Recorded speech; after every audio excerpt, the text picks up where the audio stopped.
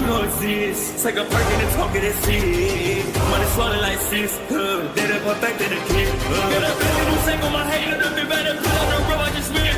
I know we got $1 million. The devil that shit ain't not cheap again.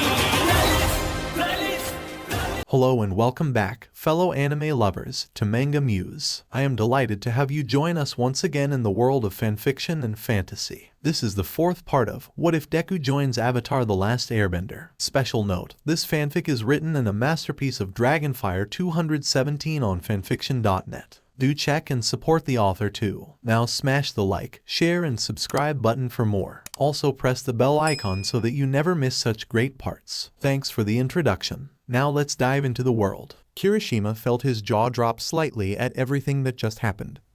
Now that is some cool shit right there. Making their way into the media room, the four combatants were suddenly swarmed by the other students. Damn, that was really intense. I was beginning to think you were gonna lose that match, Katara. Toru's gloves waved in shock to the final outcome. That was a crazy good comeback. Yeah, you and Kirishima both did really good. That was a close match. Shoji chimed in from the back. Katara, that was so cool. That move in the end was really sweet. Mina cheered on from the side. Kirishima, that was super badass you taking on that shadow thing like that. Kaminari gave a thumbs up to the redhead. Nice man. Katara smiled at all the compliments and rubbed her head. Thanks everyone. She turned and saw Tenya walking towards her, his hand stretched out to shake. Congratulations, Katara. You did excellent in your match, he said with a big smile. Katara grinned and took his hand. Thanks, it was a lot closer than I had hoped. They were really strong. Yes, but even when you ran out of water you used your own skill to reach success. Very impressive. Tenya's face slightly changed as he continued. You succeeded where I failed mine. You've outdone me once again. She could see the pain on his face, knowing how hard he always took himself with everything. Hey, don't be so tough on yourself. You still performed the best in your group. He gave a smile to her compliment, but he raised his eyebrow when his mind remembered the end portion. But what was that last thing you did to help Asui after she passed out? Katara felt her heart skip a beat when he brought up her healing abilities. She knew using it would bring up questions. She was already lying how her bending was simply a quirk. But now healing too, how was she going to explain this one? What made it worse was after Tenya mentioned it. Others chimed in as well. Yeah, what was that strange glow stuff you did in the end? Maita questioned behind her. Yes, I agree. What kind of technique was that with the water you performed there? I was very impressed. Momo added as well. Hearing them all question her, Katara blushed slightly and rubbed her head. Oh hee, well I control water, so I warmed it up so it warmed her body back to normal. And the cut I froze it together and then dissolved the water. It's just a trick I learned from my village. Momo stared at her blankly from the fake answer she gave. You froze the cut closed? Katara felt sweat roll down her neck as she looked to the other students. Great, there's no way they will believe. What? No way, that's so cool, Suro yelled at hearing that. That is so cool. You have so many cool things you can do with your quirk, Uraraka cheered as well. Hearing all of them go along with what she said made Katara stare in a bit of bewilderment to how they just accepted her explanation. Wow, that was easy, she said to herself. Alright all of you chatterbugs, let's discuss that wondrous match we witnessed. Now, the villains did win, but what did you see that could be improved upon? All Might asked the large crowd. Mina raised her hand first. The heroes should have been more aggressive. Perhaps, but in terms of the heroes, they actually made very few mistakes. They communicated well and used strategy multiple times in the match. I am actually referring to what the villain team should have improved. Katara felt a lump in her throat from him saying her team needed improvements even though they were the victors, but she decided to keep her mouth closed and see what the others said about her.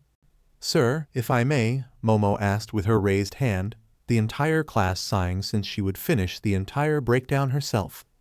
The first major mistake was Kirishima, who rushed into the fight without communicating with his teammate correctly. Hey, I wasn't that bad, Kirishima whined at the comment about himself, but the big-brained girl continued.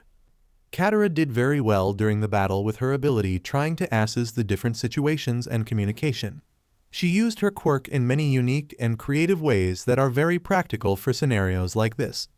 Even when she was without a source of water to use her quirk, she used her own body as a way to subdue the target. However, she made one large mistake. "I did?" Katara whispered to herself as she glanced over to Yaoyorozu. When she had subdued Dark Shadow momentarily, she didn't use the opportunity to capture Tokoyami himself, which led to him catching up and she be the one needing rescuing from Kirishima. All Might threw his finger straight towards the silent waterbender to the answer. Precisely. Katara felt her mouth drop slightly to the criticism she heard. But if I didn't try and stop Sue, she would have reached the bomb. That is true, but you left a downed opponent free, giving them a chance to recover and come back. In a few extra seconds you could have restrained him with the capture tape you were given before the match started. The waterbender's eyes widened and her hand went to the roll of tape she forgot was in her pocket. Oops. When dealing with multiple opponents, you must always remember to lower their numbers whenever you can to lower the opposition you face, not just for yourself, but for others like the police who come after to arrest the villains. If you defeat them but don't restrain them, then those officers may be at risk as well. Remember, these exercises aren't just about winning or losing, it's doing the correct thing in a real situation. Rubbing the back of her head, Katara couldn't believe she made a mistake as simple as that. In a normal fight, she would have made sure she did something like that. Did she simply slip because she figured it was a practice test? Because who she was against she figured were her new friends? Either way, she nodded and looked back to her teacher. I'll try and do better next time, sir. Excellent. Learning from mistakes is essential for any hero. All Might walked to the nearby table and dug his hands into the drawing boxes. Now, the next match will be these two. Heroes Team B and Villains Team A. Realizing who was next, Katara turned to Todoroki as he looked towards the exit, which also happened to be where she was standing. Their eyes met, and Todoroki's cold gaze only seemed to increase as he walked her direction. All the other voices in the room seemed to be silent to the waterbender's ears while she stared at him, not sure if she should wish him luck or simply ignore him. When he passed, though, he was the one to break the silence. So you have more than one ability as well. Looks like we aren't so different. Katara's eyes shot open to the comment he made to her, but by the time she turned to him, he was already making his way through the doorway. What does he mean by that? As the other students began chatting about the next match, All Might peeked out of the corner of his eye to the waterbender near the front of the class. While he was very impressed with her skills with her quirk, that is also what gave him that strange feeling in his chest, and didn't buy her explanation to how her last ability worked. She not only has the ability to control both water and ice, but she is able to heal others with water using her quirk. I don't think I have ever heard of anything like that before, he thought as he stared at her. She seems like a good person at heart, but why would she not register a power like that on her entrance sheet? Was she hiding it for some reason? He turned back to the screen as the current combatants readied themselves. I'll have to talk to Aizawa about this later. As the next match was about to start, Shoji stretched his arms while he waited outside the testing building. This is a good time to think of a strategy for us, don't you think? He turned expecting to get an answer, but raised his eyebrow as Todoroki was already by the door staring down the entrance path. Todoroki? There's no need for a strategy. Shoto responded as he looked at the building. This will be over in an instant. What? This is a test that is to show how we work together in situations, Shoji explained as he walked over to him. If you go and try and do this on your own, they will criticize our teamwork. There's no reason to worry. Looking back to his partner, Todoroki raised his right hand and activated his ice. This won't be much of a match. Now you young heroes, the match begins, now. As soon as the buzzer sounded off, Todoroki slowly walked into the hallway, his right hand reaching for the wall. I was hoping to face a more difficult team than this, but it can't be helped. A small smirk formed at the corner of his mouth as he looked up to the ceiling above him. Either way, she will see the difference in talent we have. Her eyes locked on the monitor. Katara stared curiously as the dual-hair colored boy walked into the hallway alone. Her mind was spinning thinking of the strange comment he made to her before he left the room. Perhaps he didn't believe her fib about how her healing worked. And judging from the look Yaoyorozu gave her when she said it, most likely she didn't believe it either. She was just hoping the next few matches were crazy enough that the others would just forget it. But what happened next was beyond anything she could have expected. In an instant, the wall and ground from Todoroki became engulfed in ice that rushed outward to the rest of the area. The ice didn't stop on the first level, racing up the stairways, the windows, and every corridor through the entire building until it was all engulfed in a cold sheet. Both of the hero students were trapped in the ice as well, feet pinned in the cold prison formed instantly. The other students and All Might shivered from the cold air and chattered to the amazing display of power from the young teen. Katara felt the cold herself but wasn't bothered by it. She, however, stared in disbelief from the act. Even with a full moon boosting her power to its max, she had never done anything to the level he had just demonstrated. It reminded her of seeing how much more powerful his father was compared to the firebenders she had seen so many times. Her hands slowly shook as he made his way up the stairs and into the bomb room where both Ojiro and Hagakure were frozen in their spots. Dude, he ended that in seconds. Kaminari shivered out as he rubbed his arms to arm his body. Hearing a small gasp behind her, Katara turned to see the oddly quiet Bakugo staring in shock as well to the screen. For someone like him to shut up at the display before them, Katara felt a lump in her own throat. He is so loud and outspoken, but he does have the power to back it up. For him to shut up means this is serious. Todoroki is an absolute powerhouse. That should be expected from someone with such an extraordinary father, All Might answered even while he shivered himself, watching the screen as Todoroki walked up and placed his left hand on the bomb. The hero team wins. If the ice wasn't enough already, the ice underneath Todoroki's hand suddenly erupted in steam as a wave of heat rushed out from his body. The rest of the building followed suit, the layer of ice melting down into water dripping off the walls and puddling onto the floor. Katara's eyes shot open as she herself felt the heat dispersing into the media room. What was that just now? Doesn't he have ice powers? Yes, but that is his right side, All Might answered her. His quirk is half hot, half cold. He freezes with his right side and burns with his left. A truly amazing power. Burns? You mean he? Katara's words faded as she looked back to the screen, realizing what he had meant when he said more than one ability. For he could control both ice and fire like his father. She breathed in deep as Todoroki looked directly into the camera in the corner of the room, his mouth moving silently through the video. Katara, however, could read his lips. We are just playing on different levels. While many of the others assumed it was a simple challenge to everyone else, Katara felt a cold chill from his gaze as he stared through the monitor. While she wasn't for certain, she felt like he was speaking directly to her with a challenge. After the rest of the groups finished their mock battles, the students all met All Might outside by the entrance back into the main building. The large hero stood proudly in front of his students with his virtuous smile. Excellent work, all of you. You did a fantastic job today despite this being your first tryout at a scenario like this. Thank you, sir, all the students responded in unison. You are very welcome. Now, get yourself changed out of your costumes and head on back to your class. Now, I shall go check on young Midoriya. Now watch me exit, like a hero. The class was caught off guard as the great hero sprinted down in a flash so fast he created a powerful gust of wind behind him, many of them cheering in excitement seeing any form of action from the great hero. Wow, look how fast he is. It's so awesome. Mainta pumped his fists in the air. Yeah, that's just a fast walk for the him too, Siro chimed in.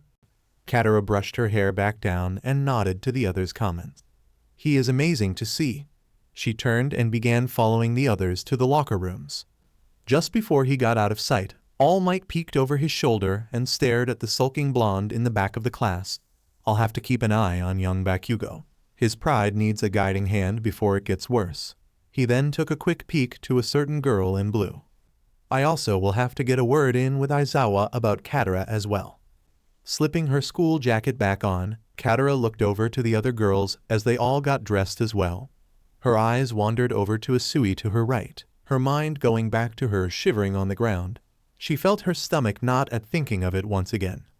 "Hey Tsu, you doing all right?" she asked. "I'm fine, Katara. Don't worry." Tsu answered as she stood up from the bench. "I feel fine." "Okay, I just wanted to make sure." Katara smiled and adjusted the buttons on her jacket. "After the match I felt bad. I didn't put it together about your quirk, and that could have been dangerous." "Well, you helped in the end, so it's okay." "Yeah, that is so cool how you did that." Mina grinned and walked by them grabbing her costume box. "I had a partner that glowed too, but he was a little eccentric." Momo rolled her eyes and rubbed her forehead. "At least Aoyama just sparkles and wasn't trying to look up your costume every chance he got." "Ah yeah, how did that little perv even get in this class?" Gyro questioned. "He didn't even do anything during our match." "He did more than I did in mine." The invisible Toru's slumped shoulders shook in frustration. "We didn't even get to leave the bomb room before we got caught." The other girl sighed and came over her side to comfort her. "Ah, don't worry about it. Todoroki is just crazy strong. He would have done that to anyone." Uraraka smiled and patted the sulking girl's shoulder. "I didn't do much in my match either. If Deku didn't help me out, I would have been toast." "It should be expected though. It's only the second day of school. We have much to learn from this place." Momo told them all, the rest of them giving a smile. Katara rubbed her head and chuckled. "That is true. I hope this can teach me a lot more of what to do in this place." A few minutes later, they walked out of the locker room back to their homeroom. As they made it through the door, Katara looked around and saw most of the boys already back in their seats, all except for one. "Hey, where's Midoriya?" she asked their teacher. "He's still in the infirmary with Recovery Girl." Aizawa bluntly answered from his seat. "What?" Uraraka's eyes shot open to the news. "Deku's still not better?" Aizawa raised his eyebrow. "Deku?" His eyes then shifted over to Bakugo slouching in his seat, remembering what he called Midoriya yesterday. "Yes, he's still recovering. He most likely won't be up for the remainder of class today." "He's hurt that bad?" Uraraka put her hands together as she worried about her friend. "He will most likely be out at the end of the day, so he will have to catch up on our studies afterwards. Now, all you back to your seats." Following his instructions, Katara walked down the row to her seat. As she did though, her eyes once again met with Todoroki, who was watching her approach. She took a deep breath and sat down, looking back to the front of the class. "Nice match," she sighed out, still trying to be the bigger person. He also looked forward and nodded. "Your match was good as well. I'm glad you didn't lose." Her eyes widened at the random compliment out of nowhere from him. She turned back to her left as her mind was trying to accept what he just said. "What?" she stuttered out. "I said I'm glad you didn't lose." Todoroki repeated himself again, confirming what she heard. She was for sure he was hoping she was going to her match. But he wanted her to win? Maybe he wasn't as bad as I thought before. I must have been thinking too much about it. And perhaps, "I want to be the one to defeat you," he suddenly said. Her shoulders sank from the hope she just built up, and back to square one. The afternoon classes went by pretty quick, surprisingly for Katara. Most of the day was simply talking about different scenarios and what heroes should do in those situations. Some ranged from a simple injured citizen on the street all the way to disaster events. Some were so cut and dry she was confused why these were even questions. There were a few, however, she listened to quite intently as the topic came to hostage situations. Before it got more in-depth, however, the school bell signaling the end of the day rang. "All right, that is the end of class. Be back tomorrow. Good night," Aizawa blandly answered and walked out of the classroom. "Wait, you said Deku was going to be back at the end of the day?"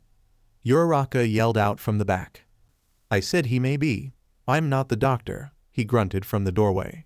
"If you want to wait for him, go ahead, but I have your assessments from today to grade, so good night."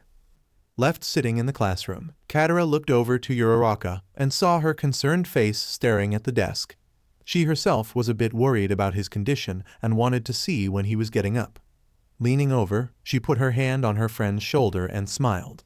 "Hey, I can wait with you if you want." The gravity girl's face lit up from her offer. "Really? Yes, I want to wait. I'm really worried how he is." "Then we can wait." Katara looked to Tenya in front of them. "Right?" He nodded to the both of them. of course. I would like to see his condition as well. Tsu turned around in her seat after overhearing their conversation.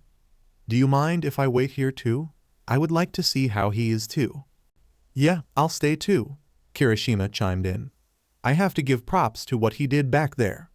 Several other students began chiming in as they all wanted to see his recovery, the warm feeling spreading through the rest of the students, all willing to wait until their injured classmate returned. All except one. Gyro gave a questioning look as Bakugo got up and walked towards the exit. Wait, you aren't going to stay for Midoriya? Why the hell would I? That doesn't concern me. He growled out as he stomped towards the door. Ojiro glared up at the angry teen to his statement. No concern? You were the one who hurt him. Yeah? Well, maybe he shouldn't have been a dumbass and get hit by my blast. Katara felt her anger rise from his words, standing up from her seat and walking forward. Hey, why don't you quit being a jerk for 1 second? Bakugo stopped walking and shot a cold look towards her. What the hell do you want? What's your deal? You purposely were trying to hurt Midoriya during your match, and after it all you don't even have the decency to see if he is okay. She scolded him. Bakugo bared his teeth and sneered. Why do you even care? This shit doesn't even concern you. Well, he is my new friend, so it is my concern. Katara shot back at him. His new friend? That's cute, hair loops. You know him for 1 day and suddenly you are buddy-buddy now. He turned away and went for the door again. You trying to be his little white knight doesn't make me want to stay. It's not me being a, whatever that is, but you don't seem to care about anyone but yourself.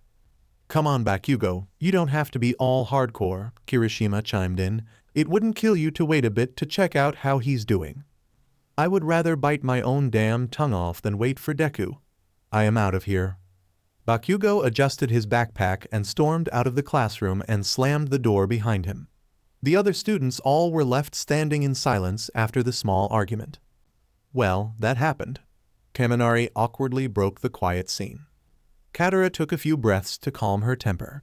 She reached up and rubbed her head a few times to massage her scalp. She knew he had a temper, but even just trying to have a normal conversation seemed like pulling teeth for Bakugo. Was it even worth trying to talk to him at all, or she just let him be the way he is? Why do I always get in the middle of everything? She sighed to herself and turned to go back to her seat before the door to the classroom opened up once more. She turned back around and gained a small smile when she saw the familiar green hair come inside. Midoriya, you're up, she yelled happily. Deku, you're back. Uraraka ran forward and straight to the now blushing boy. She noticed he still had a cast on his right arm. Are you okay? I was so worried. I'm fine, thank you, he quickly responded. Our recovery girl says I can finish treatment tomorrow. Tomorrow? Wow, you must have been pretty hurt. Katara stated softly. Midoriya rubbed his head awkwardly at his condition, but couldn't respond as he was suddenly swarmed by the other enthusiastic students. Wow, you were sure something out there, man. Kirishima pumped his fist to the manliness he saw. You are a tough one. I'm Ojiro Kirishima, by the way.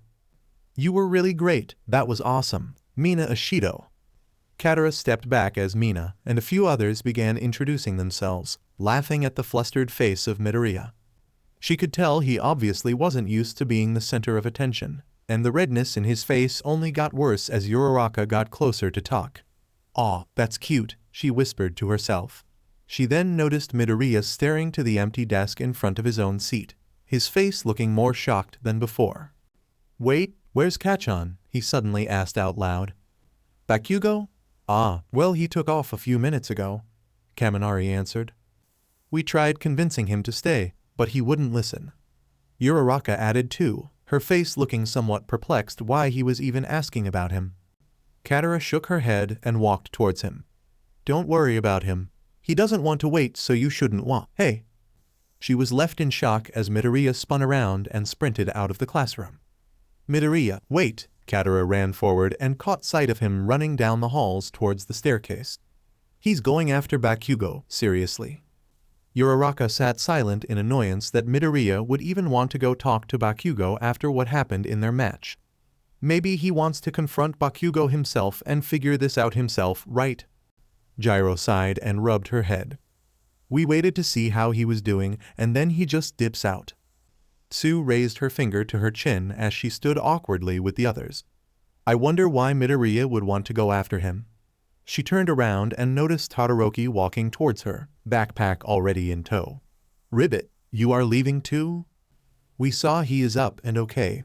Therefore I am going home now, Shoto quietly said and walked past the others out of the class. But not before his eyes met Katara's. The two of them never broke gaze even as they passed each other by the door. The young waterbender stood silently as the other students began mumbling to themselves about packing up as well. She however kept her eyes on the now empty doorway where the dual-haired boy had just gone through.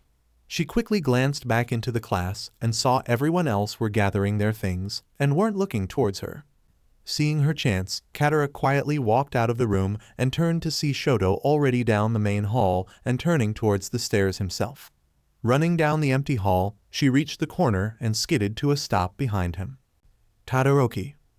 Her call echoed down the empty hallway, reaching his ears and making him stop walking. He turned around and stared at her for a few moments before she spoke again. Ever since I came to this school, I've been getting along with everyone here fine except for Bakugo. And while you haven't been as much of a jerk, I can tell with what's going on there is something wrong. I've seen the way you look at me, the way you talk towards me, and that challenge you made at me today. Todoroki gave a small tisk at her final statement. So you noticed that, I'm glad. She grunted at him before taking another breath. So why are you acting this way? His eyes narrowed her direction. I think you know why. Katara felt her chest tighten at those words. She knew why, and now she finally heard him confirm it. She looked away and rubbed her head awkwardly. So your dad did tell you about me, didn't he? No, he never has. I found out myself, he answered. Her eyes looked at him in confusion to how he did, but she figured that was a waste of time. Then there's no reason to hide it. Yes, me and your father had a misunderstanding when I first came here to Japan. I was confused and caused a few problems, and he tried to arrest me. And you got away, much to his disappointment. Shoto rubbed his own neck as he thought back to his father's nights yelling when news articles came out about that night. You made it hard to be home even more than normal back then. She could sense the harsh undertone in his voice, making her more uneasy. So, is that the reason you hate me? Hate you? Shoto raised his eyebrow to the accusation. I do not hate you for fighting my father. In fact, I wish you could have hurt more than his pride back then. Katara looked at him and could see a different emotion she had seen before. One of lifelong hatred to someone close to them. It was the same thing she saw in Zuko. So, if you don't hate me, what is with this challenge you want with me? He sat silent for a few moments before sighing to himself and walking back towards the exit. If I beat you, then I can stick one more thing to in that man, something that he failed at. She was beginning to become more confused to what he was going at, taking several steps after him. What did he do to you? He almost stopped to her question, his fists slightly shaking before he shoved them into his pockets and continued on. That is not your concern. Just know this is not personal, but I will surpass you here at this school. Watching him walk away, Katara stood silently as Todoroki finally disappeared out of sight and down the stairs, leaving her with more questions than she had before she followed him out here. A few hours later, Katara was back at her place laying on her bed. Her eyes blankly stared at the ceiling as she replayed the day in her head over and over. What Todoroki told her really bothered her, and her mind began spinning thinking of all the different things that could have been wrong. The more she thought of the way he talked about his father in those few sentences showed there was definitely something wrong with his home life, and it was obvious Endeavor was the cause of it. There was also the practice match today that opened her eyes to a lot more than she realized. The close call with Chu reminded her of the times she faced people who couldn't bend and still held their own against her. Their physical speed and strength that some powers gave made it very interesting, not to mention someone like Takoyami's power that was extremely powerful and had its advantages, but then she saw what happened in the end. Takoyami's quirk is powerful, but once I got in close I beat him without bending, she whispered to herself out loud, and Sue is stronger than a normal girl, but being a frog makes her weak to cold. Quirks are so interesting. Speaking of Sue, Her mind went back to seeing her on the ground unconscious. Katara still felt bad for what she did. Sure, it was a match in training, but if she left the ice on too long, could she have actually? Her eyes shifted to the phone lying next to her on the nightstand. She reached over and opened the main page, scrolling to the message icon she saw earlier. She opened it and found Sue's name in the list and clicked it, taking her to another blank page. So, Her answer came as she touched the screen again, a small keyboard suddenly popping up below. Curiously, she pushed one of the symbols and simultaneously the screen above wrote the same word. She raised her eyebrows in surprise and typed out the rest of what she wanted. "Hey Sue, hope you are doing well. Are you feeling better than before?" She stared at it for a few moments, waiting for something to happen. When nothing did, she shook the phone in her hand a few times in frustration. "Come on, what happens now?" she growled at herself. Without realizing, her finger clicked the green arrow key underneath, making her phone give off a small jingle. "Oh, I guess that's it." She sighed to herself, scratching her head. Maybe she should have asked Tensei about this thing before she tried texting someone to make sure. Bzzz. The phone suddenly vibrated in her hand, and a small letter icon popped up on screen. She stared at it for a moment before clicking on that box, taking her back to the page with her statement above and then a new one down below. "I'm fine, thank you. You were really tough today. You got me good pee." "Wow, that is really nice. It's like instant notes to each other." Katara giggled to herself and began typing again. "You were great too, today. You almost had me in the end of the battle. Maybe we can train together sometime after school." Sent. Bzzz. Ribbit. That sounds exciting. I won't lose this time. Katara chuckled to herself while reading the text. Partly to Tsu's enthusiasm to a rematch, and to the fact at what she was doing. She was talking to someone by clicking a screen. It was so strange and new yet so exciting to her. The fact she didn't have to write down on paper and send it was so crazy. Not having to wait for a response. Wow, this thing really is cool. Bzzz.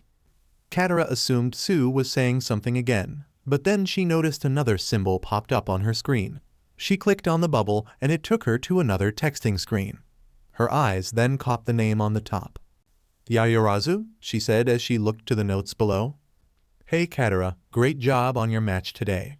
You were really amazing.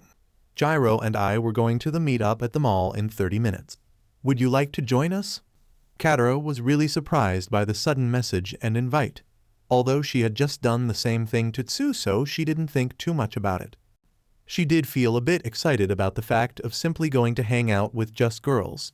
She did like Tensei, Tenya, and the rest of their family, but when it's all boys and their mother it does get a little monotonous. A little change was something she was looking forward to. She gave a small smile and went to the keyboard. "Thank you. You were amazing today too. And yes, that sounds fun.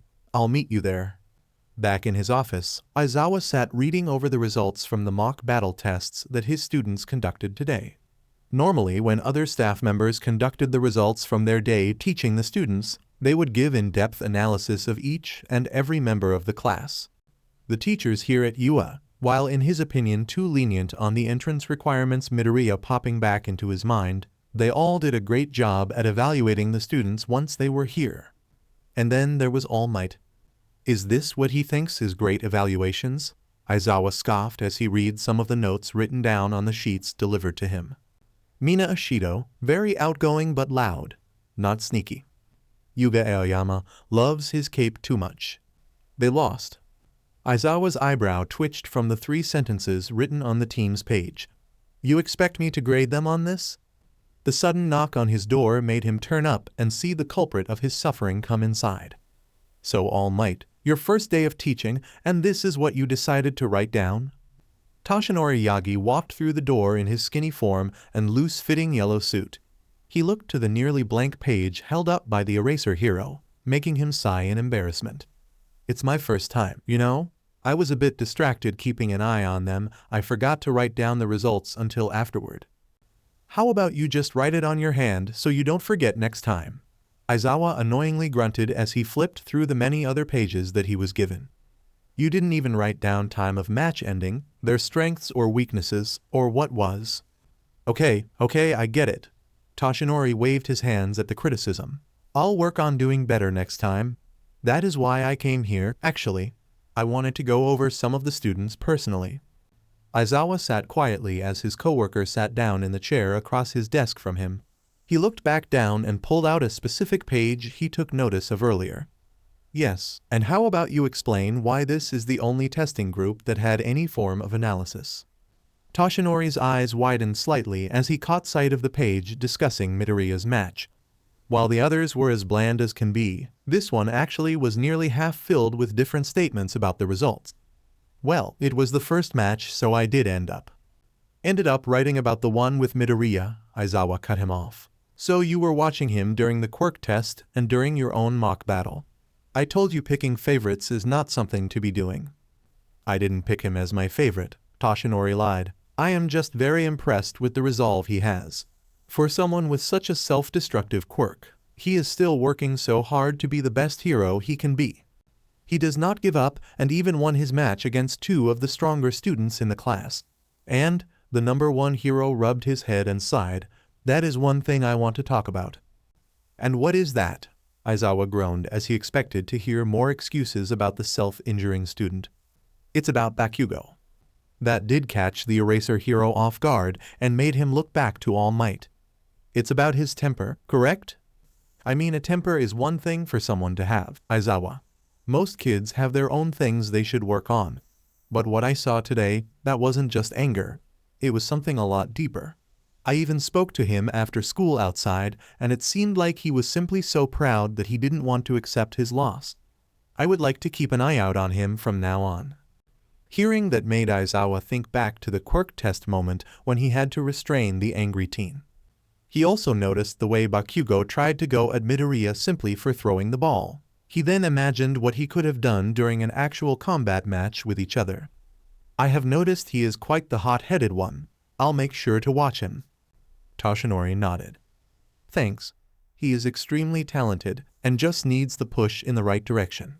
Oh, I almost forgot. There was another one I wanted to mention to you. Toshinori leaned onto his knees and popped his neck. What do you know of Katara? Katara? Aizawa thought for a second before he remembered. Ah, her.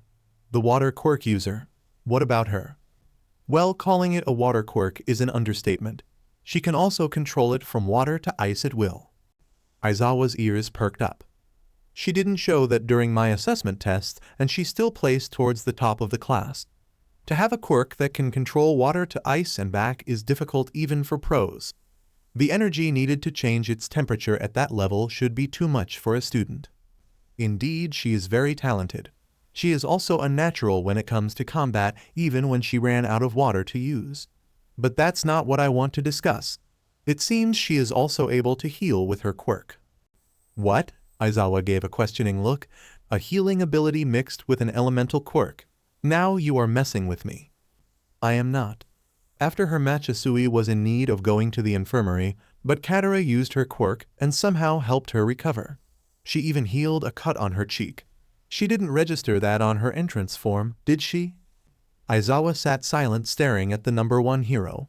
He reached down and opened the file cabinet to his right, digging through until he reached the K section. He pulled out the file he was looking for and flipped it open. His eyes saw the photo of Katara on top and then went down below. Kairi Katara. Quirk. Waterbending. Can manipulate water in any form. So by any form I assume ice is included. But you're right. Nothing about healing put in here. Toshinori scratched his chin as he thought about it. I mean, it could be possible somehow that her quirk could do something like this, or it's a blend between her parents' quirks. There are so many variations to powers these days, it's hard to keep track. What I don't understand is why she tried to hide it when the other students asked her. She claimed it was her water freezing the cut closed, but I could tell that wasn't the truth. Looking back to the page, Aizawa read over her information. It says she is an exchange student staying here for cultural learning of Japan. Where exactly is not explained actually. In fact, there is little about her. No previous education, no foreign address. She is however staying with the hero Ingenium. Ingenium? Toshinori exclaimed. Young Lita's older brother. I've met him several times, and he has a really good heart. Well, if he is letting her live with him, he must really trust her. Aizawa's eyes went back to the photo of the girl in question, his gaze narrowing as some questions formed in his head. But there is always more to anyone. You just need to dig a little deeper. After a quick train ride over a few stations, Katara made her way off and down the street. She had changed from her Yua outfit into a pair of jeans and a tan shirt, glad to be in something more casual. After a few minutes, she found her way to the main mall entrance and smiled to herself.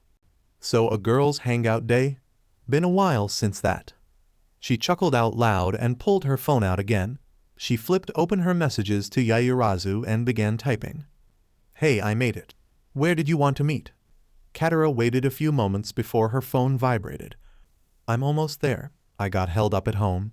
Parents, ugh. Let's meet at the food court. I'm starving. She stared curiously at the little symbol in the middle of the message and realized what it was supposed to be. She couldn't help but laugh to herself for a few seconds at the face. Now that is actually really clever. Slipping it back in her pocket, she made her way through the crowded halls as people strolled through the stores. After reaching the large dining area, she took a seat at one of the empty tables and gazed out to the many different people walking around. Even after several months here, she still was amazed by the enormous variety of people that lived here. Whether it was a talking bear man or a tree woman, she still would have to control her reactions every time something surprised her. After a few minutes of people watching, her eyes caught sight of a familiar spiky ponytail walking towards her, and its owner wearing a gray turtleneck and a large smile on her face. Sorry to keep you waiting, my mom got home a little late and was set on going over what happened at school today. Yaoyorozu explained as she approached. Katara just waved her hand and stood up. You're fine, I just got here a few minutes ago. Where's Gyro? Isn't she coming? She texted me and said she will be a little late. Her dad asked about helping move some equipment around their house real quick. Well, all right then. You said you wanted to eat first? Momo's eyes widened at those words and nodded her head. Yes, please. I have been dying since that mock battle earlier. You okay? Katara questioned. I will be in a few minutes. Momo chuckled as she signaled Katara to follow her to the pretzel stand on the side, the creationist pulling out a credit card and smiling. I can cover this one. The two girls ordered 4 large pretzels, even though only one was for Katara. The waterbender enjoyed hers slowly as she glanced over to Momo, the taller girl already finished with her first and biting into her second one. Geez, and I thought I could eat a lot when I was hungry. Katara laughed as she saw Momo's face blush in embarrassment. Sorry, it's just I didn't get to eat after the match, and I used up quite a large amount of lipids creating that barricade. The creationist explained as she continued eating. Watching her companion finish off the second pretzel before she finished her own single one left Katara somewhat amazed and once again her eyes drifting to the slim waistline of Yaoyorozu. Damn girl is lucky. I have to train almost daily to look like this, she laughed internally to herself. Katara looked back up and swallowed her bite. So, you have to recharge pretty much after every fight? Pretty much. I always try to watch how much I create throughout the day so I don't overexert myself. It's one of the downsides of my quirk. Momo sighed as she wiped her mouth clean. But you have an amazing power. You can create anything you want. I mean, yes, but I have to actually know how it's made, and the larger it is the more energy I use. I can't just keep making things non-stop. Katara sat thinking about that for a moment as they continued walking through the mall. I guess that is true. I didn't think about that. I'm so used to powers that deal with elements where I come from. Back in your village, right? Momo took another bite of her final pretzel before continuing. I was hoping to talk to you about that. About what? Katara hesitantly asked. About how you learned to freeze cuts closed. The small smirk on Yaoyorozu's face said it all for Katara, who rolled her eyes and rubbed her neck. That obvious, huh? Momo just nodded her head. The fact that isn't how healing works kinda gave that one away, but some of the others seemed to believe it, so I didn't bring it up anymore. I was hoping to talk about this before Gyro showed up too. You really are smart, aren't you? Katara grunted and threw her trash away. I didn't want to lie. It's just, I didn't know how people here would take it. What do you mean? Momo questioned. Katara gave herself a few moments to create a small explanation, while mixing in a small amount of truth in as well. You see, from my village, the water quirk users are sometimes gifted with the ability to heal with water. You can use your own energy and blend it with the water, and can heal either yourself or others. I didn't say that earlier because it's not a common thing from my home and didn't want to bring unwanted attention to myself. Momo stared at her curiously for several seconds before taking a deep breath. I understand, actually. What? Katara turned in surprise to hearing that. You do? She then noticed the change on her companion's face. Momo's smile had vanished and was replaced with one of hurt. Yes, having a quirk that can cause unwanted attention to yourself I do know of. You see, I can create any non-living item, which includes money. As soon as my quirk manifested, there were some kids in my school who would exploit me for funds. Katara noticed Yaoyorozu's hand grip her own side as she brought up memories she obviously was not fond of. But the taller girl must have noticed and gave a smile her direction. Oh, it was just a lot of teasing, don't worry. It wasn't too bad. It just made me a little more hesitant using my quirk at all when I was little. So yes, I do know how it feels about not wanting to use your quirk sometimes. While she was no expert, Katara could sense a slight hint of secrecy to what she was saying. There was more to her story, but Yaoyorozu was willing to keep her secret to herself for now, so she was not going to press it at the moment. I understand too. So, you mind just keeping this between us for now? Katara asked her. Yes, don't worry. I'm not going to put you on the spot in front of others. I just wanted to be clear myself. Momo responded. Thanks. Katara smiled to her new friend. She still felt somewhat bad not just telling her what it was, but from what she had seen in this new world, the more things she could do, the more questions she would get. In time, who knows, perhaps she would tell some of her new friends the truth. Hey, everyone has their own things they aren't comfortable sharing, but if you ever need to get something off your chest, I'll be there to listen. Momo then felt her phone vibrate and pulled it out. Oh, Gyro said she just got here by the south entrance. Well, let's go meet her then, Katara said and followed Yaoyorozu down the crowded walkway. After a few minutes they ran into their late companion coming towards them, her head buried in her phone and not noticing them approaching. Both of them sighed as the earphone girl walked right by them, not even seeing them standing to her side. Now she is beyond a little distracted. Yeah, looks like it. Momo rolled her eyes and scratched her head. She would walk into water if it were in front of her. As if fate were calling, Gyro walked straight forward and tripped over a chair sticking out from a table. Both girls winced as their distracted friend yelped in shock and toppled to the ground. Gyro flipped around and looked right up at two of them. Her face beat red in embarrassment. What are you two looking at? Gyro snapped out in frustration, only bringing them to burst out laughing at her position.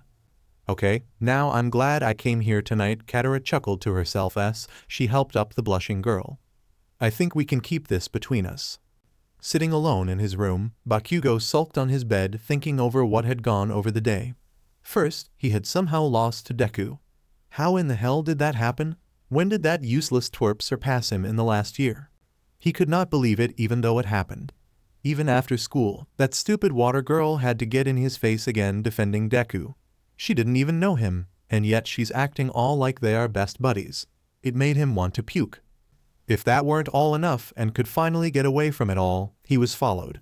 Midoriya chased him down and had the nerve to try and make him feel better after school. All it did though was rub salt in the wound. Damn it, Deku, Katsuki cursed between his teeth. When did you suddenly change, you little bastard? Then you try and make me feel better about. He paused when he remembered what Midoriya said to him outside the school.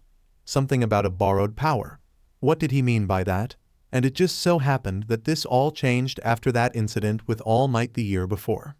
In fact, it just so happened that everything changed in the last year. All Might suddenly coming to Yua, Midoriya suddenly getting a quirk after they were saved by All Might. There was no way this was just a coincidence, was it? GRR, damn it, Bakugo growled and sat up. He was too upset to think about it anymore. He needed to blow off some steam. He stomped over to the barbell weights in the corner and slipped on 30 pounds to each side. I'm not letting that little bastard stay ahead of me. He grunted and lifted it up. pumping out curls as fast as he could. "Just you wait, Deku, I'll kick your ass next time." He kept going even as his arms burned. "Ah, die you puny weights." The pounding on his door almost broke his focus. "Katsuki, shut up in there and keep it down." "Shut up, Mom, I'm working out," he shot back. "The hell did you just say to me?" she shouted back through the closed door. "Either keep it down or do it outside." "Just shut up, you old hag.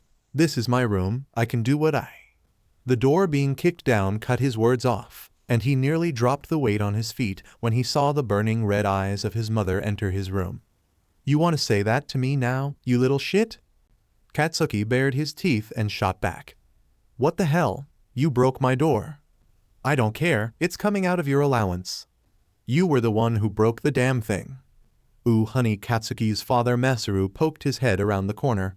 "You should keep it down and not—" "Shut up, babe. He isn't listening."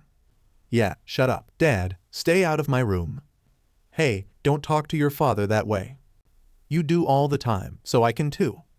Masaru just sat and watched as the other two family members turned back on each other in the next moment.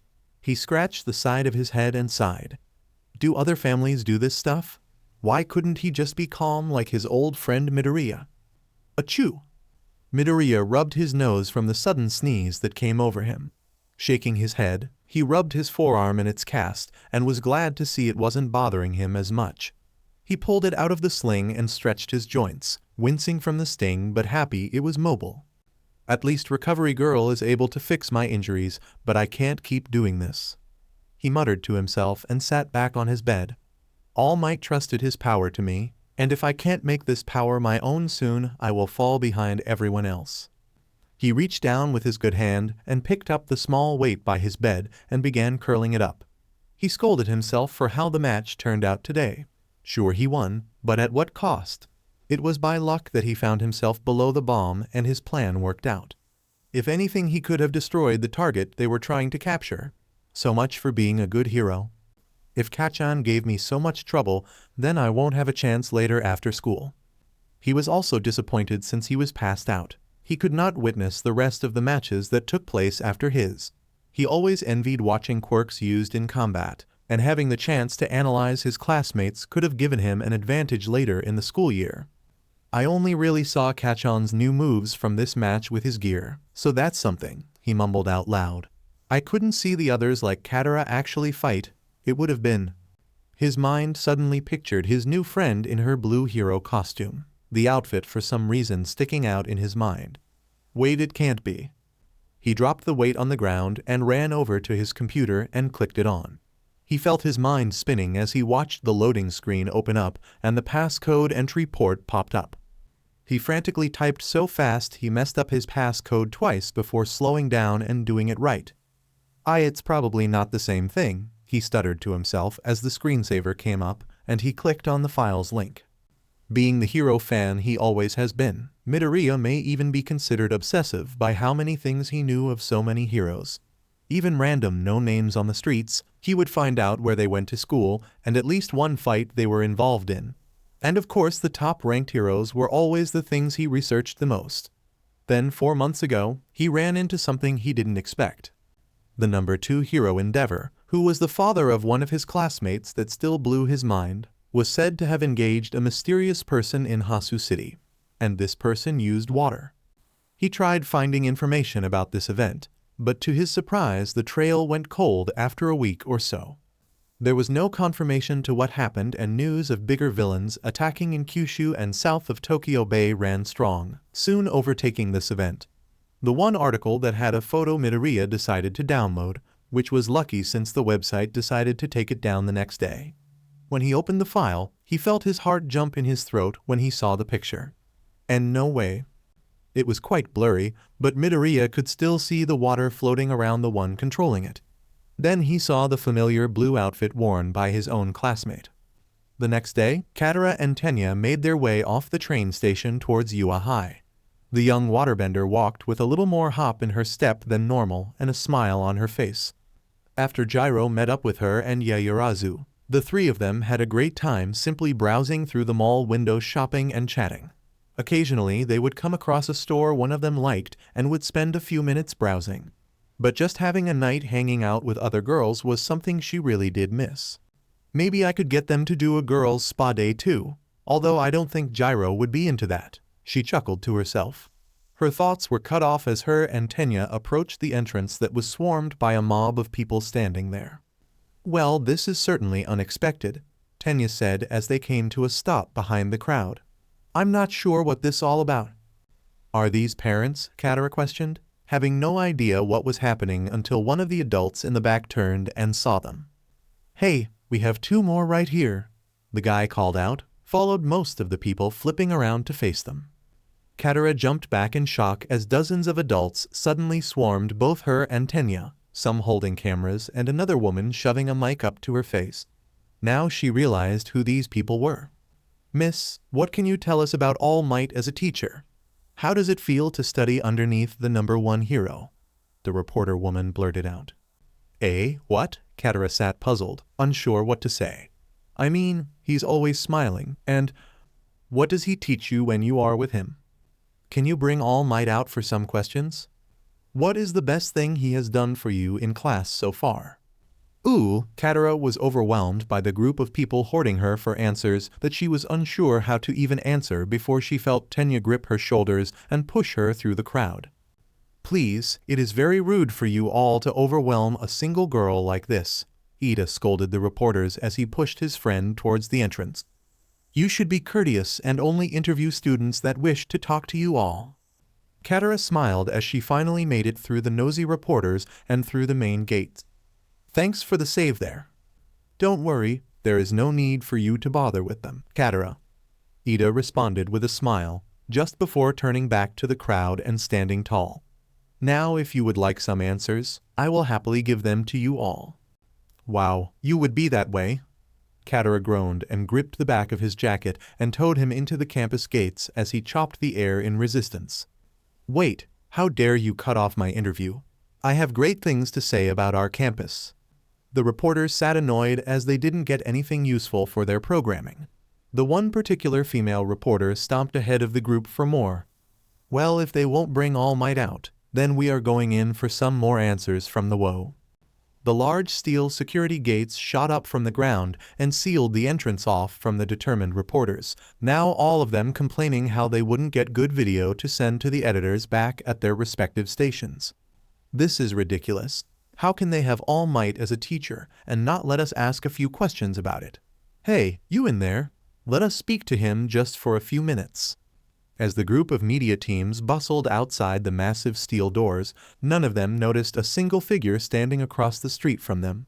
His scraggly bluish-gray hair rustled in the breeze as his scarred lips curled into a cold grin. This wretched school, full of little brats who worship trash, it is time to bring down this broken society.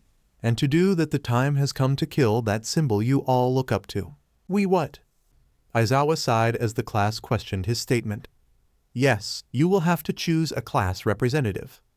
Before Katara could even ask what he meant, multiple students through the class began screaming out asking for the task themselves. Even Bakugo was yelling like a maniac trying to get his voice through to the teacher. Wait, what does a class rep do? Katara tried asking Uraraka what all the commotion was, but Tenya suddenly stood up and raised his hand high. All of you, calm yourselves. No one can just jump into this position. The class representative is the one who is the organizer for the rest of our student body in 1A. They are responsible for what the class does and to keep them in line. To have that position, you must have the trust of the other students. Therefore, I suggest we have a vote to choose who it will be. Well, there is your answer. Uraraka chuckled as the waterbender stared up to her friend. Whatever, just hurry and finish before my nap is over. Aizawa groaned and rolled in the corner inside his sleeping bag. Does he carry that thing everywhere with him? Katara asked herself as the classmates passed small sheets of paper. She grabbed the single page from Coda in front of her and stared at it for a few moments. So, someone to represent our class, huh? Like a team leader per se. Her eyes glanced around the class, seeing the other students. She noticed Momo in the back, immediately remembering how well she analyzed the matches and knew exactly what to be improved on every time.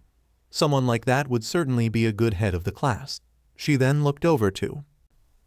She caught a glimpse of Midoriya staring at her intently from the other side of the class, and the moment their eyes met he blushed and whipped his head back forward. What was that about? She wondered as she saw him sweating slightly. She would figure what was wrong with him later. She then noticed Ada, her good friend for the last few months. While he may be eccentric and by the books, she knew he was beyond smart and always ran by a tight schedule. Someone like that would for sure not slack off on keeping things in order and doing the right thing. She smiled to herself and made her decision, jotting his name down on her piece of paper and passing it forward through the row. A few minutes later all the votes were to the front and Aizawa crawled out of his yellow bag. Yawning, he read through the pages and tallied up the votes on the whiteboard in front. All right, here are your votes for the class rep. The groggy teacher moved out of the way, revealing the chart, bringing a mix of gasps to the classroom, one of them coming from Katara. Wait, 5 votes? Katara yelled as she saw her name at the top. Hey, what the hell kind of crap is this? Who voted for hair loops over there? Bakugo yelled out from the front of the class. What, are you mad that no one voted for you? Zero teased the angry blonde. Shut up, elbow guy. You didn't even get a vote. Katara would have opened her mouth against the outburst, but she was so shocked by the votes for her. Congrats, Kataratsu said from her seat. I knew I made a good choice. Wait, you voted for me? The stunned waterbender asked, getting a nod from the frog girl. As did I. Your strategy against us earned my respect, Takoyami added in. She sat in silence as they both looked at her, her eyes noticing a familiar red head looking her direction. She turned to Kirishima, giving her a thumbs up. She smiled back at him, realizing one of the votes came from him too. Aizawa tapped his pages on his desk as he looked back to the board. All right, we also have a tie for second place with 2 votes each. The students are Izukumidoriya and Momo. What? Midoriya gasped in surprise. Me? Who would pick me? Yeah, who the hell would pick him? Bakugo screamed in annoyance. Bakugo, keep it down, Aizawa mumbled. Like I told you at the beginning of class, you need to control that temper of yours when things don't go your way. The class voted, so that is that. Now, we will choose who will take the position and… I withdraw my position, Midoriya shot out instantly, the teacher rolling his eyes to the situation. Okay, Midoriya is out, so the class rep will be Kairi Katara, and deputy will be Momo Yayurazu. Walking to the front of the room, the 2 chosen students turned and faced the rest of the class. Katara peeked out of the corner of her eye to the taller girl next to her, the 2 of them giving a small smile to each other. For the shorter of the 2, she was quite surprised that she was chosen among all the other students. She noticed Todoroki's cold stare from the back of the room, but chose to ignore it as she looked to the other students smiling. For this moment, she was feeling very happy. From his desk, Tenya sighed quietly as he looked to his friend standing up at the front of the class. It was his choice to set up the voting for the rep, only to be disappointed by getting 1 vote. He was beaten again by her, but let a small chuckle out and smiled. Well, you are quite special, Katara. That's why I voted for you as well. The next few classes seemed to drag on for Katara, the teen trying hard not to let her eyes shut on her. Once the lunch bell finally rang, she sighed in relief and leaned back in her seat.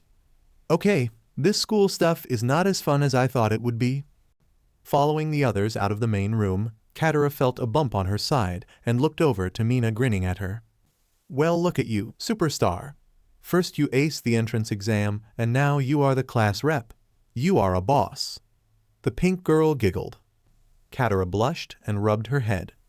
Thanks. Just surprised so many people voted for me, though. Mina held her chin as she thought out loud. Well, you got me. I heard Tsu say she did, and then…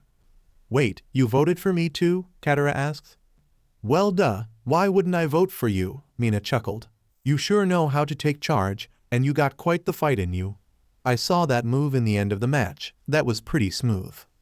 Katara gave a small shrug, trying to brush it off. I've had quite a bit of practice growing up. Yeah, looks like it. Even the way you control water looks like a type of fighting style. I mean, it is somewhat like that actually, Katara answered, her eyes catching sight of a drinking fountain down a side hallway. Hey, I'm a little parched actually. Gonna grab a drink real quick. Alrighty, see ya there. Mina smiled and continued forward as Katara broke away from the group. She leaned down and flipped the water on, savoring the cool water as she took several gulps down. Ooh, hey. She choked slightly from the sudden voice behind her. She coughed a few times to clear her throat before wiping her mouth dry, turning to someone she didn't expect. Midoriya. The boy in question was standing there with his eyes locked on the ground, his face deep red and sweating profusely. It was the same look he had on earlier during class that caught her off guard. Hey, what's up?" she asked him. The shaking boy locked up as she spoke to him, his muscles locked in place and unable to move. Oh crap. How am I supposed to say this? Do I just ask her about it? I didn't know it was going to be this hard. She stared at him for a few moments before looking around awkwardly, to her pleasure no one around to see the awkward moment. So, you thirsty? I'm almost done and I need to talk to you real fast, he blurted out. It's all really important. She wasn't sure what he was going to say, but for some reason her heart rate began to climb. The way he was staring at her, for some reason reminded her of Todoroki. A few months ago, were you in Hasu City? Crap. Now Katara was the one sweating, for she knew exactly where he was going with this as he continued. It's just I saw that there was said to be a fight with Endeavor, and another person who had a water quirk. He paused as he started twiddling his thumbs. I'm not saying it's you, of course, because you would never do something like that. It's just that. That person had the same outfit you had yesterday. And that was me. Midoriya would have sworn his heart just stopped beating when Katara suddenly answered him. His skin shivered as she stepped towards him, his mind running 1,000,000 miles an hour thinking what was to come. Oh crap, maybe I shouldn't have said anything. Maybe she wanted this a secret, and I made her mad and... He winced as her hand reached towards him, then lightly fell on his shoulder. When I came to Japan I was a little confused about the city. I had a misunderstanding and accidentally ruined a car. Endeavor thought I was a villain and we had a... She chose her words carefully, making sure to keep her fib intact. I panicked and maybe didn't listen to him when I should have. But it's cleared up now, so don't worry. She stared at him in concern as he didn't even seem to breathe, worried that he was really analyzing what she said and possibly didn't believe her. Ah, that makes me feel better, Midoriya sighed out loud, chuckling as he scratched his head. I mean, I was worried that you may have been a secret villain, but if you were a villain there is no way you could get in UA since this is the best school in Japan. They would never allow that in the first place, and Endeavor would not have let you go so easily if you fought. His 99% success rate is second only to All Might, and no first-year student could ever escape him in a real fight. You really surprised me there, and I was worried that you didn't want to answer this. That's why I asked you alone so you felt. Holy crap, this kid can talk. Okay, she huffed and cut him off. No, I'm not a villain. It was just a misunderstanding. Ida's brother got it cleared up and then... His brother? Midoriya questioned. Why would his brother be involved in this? Well, his brother is Ingenium and... His brother's Ingenium? He's a pro that has 65 sidekicks at his agency. She shook her head at his nerdiness and sighed. Yes, but please, just keep this between us, okay? I'd rather not cause more trouble than I already did back then. Midoriya sat quiet for a few moments, unsure what to say. He wasn't planning on keeping this a secret, but he thought of his slip-up the night before with Bakugo, and remembered the scolding All Might gave him, so he decided one more secret wouldn't hurt anything. Okay, I can keep this between us, he said. She nodded a thanks to him before she raised an eyebrow. Wait, where did you say you saw me? Before he could answer, a loud siren rang through the school halls, shocking both of them. Hey, what's going on? She yelled out in shock. I don't know. I'm new here too, he answered back. They noticed groups of other students running through the nearby hallway and decided to run over and see what was happening. Hey, what's the alarm for? She yelled to several older students as they passed. It's the school security system. Someone has gotten through into the school. What? Midoriya's eyes widened as he realized that was going on. We have to get to the rest of the class. Right, come on. She waved him forward and ran after the other students. The two of them reached a now crowded hallway swarmed with panicking teens pushing their way in the pack. In the mass of people she caught sight of Ida yelling from the side of the wall by the window. She couldn't make out what he was saying, however, to the yells from the other kids. She weaved her way through the shoving mob to get closer to him. "Ida, what's happening?" "Katara, we have to calm the students somehow," he grunted as he was pushed back against the glass. "It's the media, they are inside. There is no villain attack." "Really? Well then, oh, hey!" she yelped as her foot was stepped on by others trying to get ahead. She pushed back against the boy to give her space, but it only lasted a moment before she was pushed back again. "We have to tell them somehow." "They are not listening, their panic is making them act erratic," he yelled before his face was pressed up to the window. Glaring around to the panicked kids, she needed to somehow get the crowd to shut up for one moment so either she or Tenya could get their voices heard. She felt a splash of water hit her neck, bringing an annoyed glare from her as other kids' drinks were being pushed around and... Wait, that's it, her mind clicked, and she bended the water off her dampened neck, turning around and her eyes catching several other students carrying bottles of water. Seeing her chance, she waved her hand upward, bending out multiple streams towards her to those students' surprise. Once she had a decent-sized ball floating above her. She looked up to the roof and shot a thin stream from her hand and latched on above, lifting her over the crowd. With a squeeze of her fist and a thrust of her free hand, the ball of water burst outwards into thousands of droplets falling down onto the students. "Hey, what the hell?" one of the kids complained from the sudden dampness on his head. "Ah, my hair," another girl whined.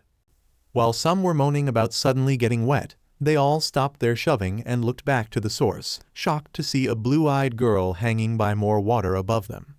"Everyone, quit panicking," Katara yelled out to them all. "There isn't an attack. It's just some reporters outside that got in, so quit shoving and calm down for a second."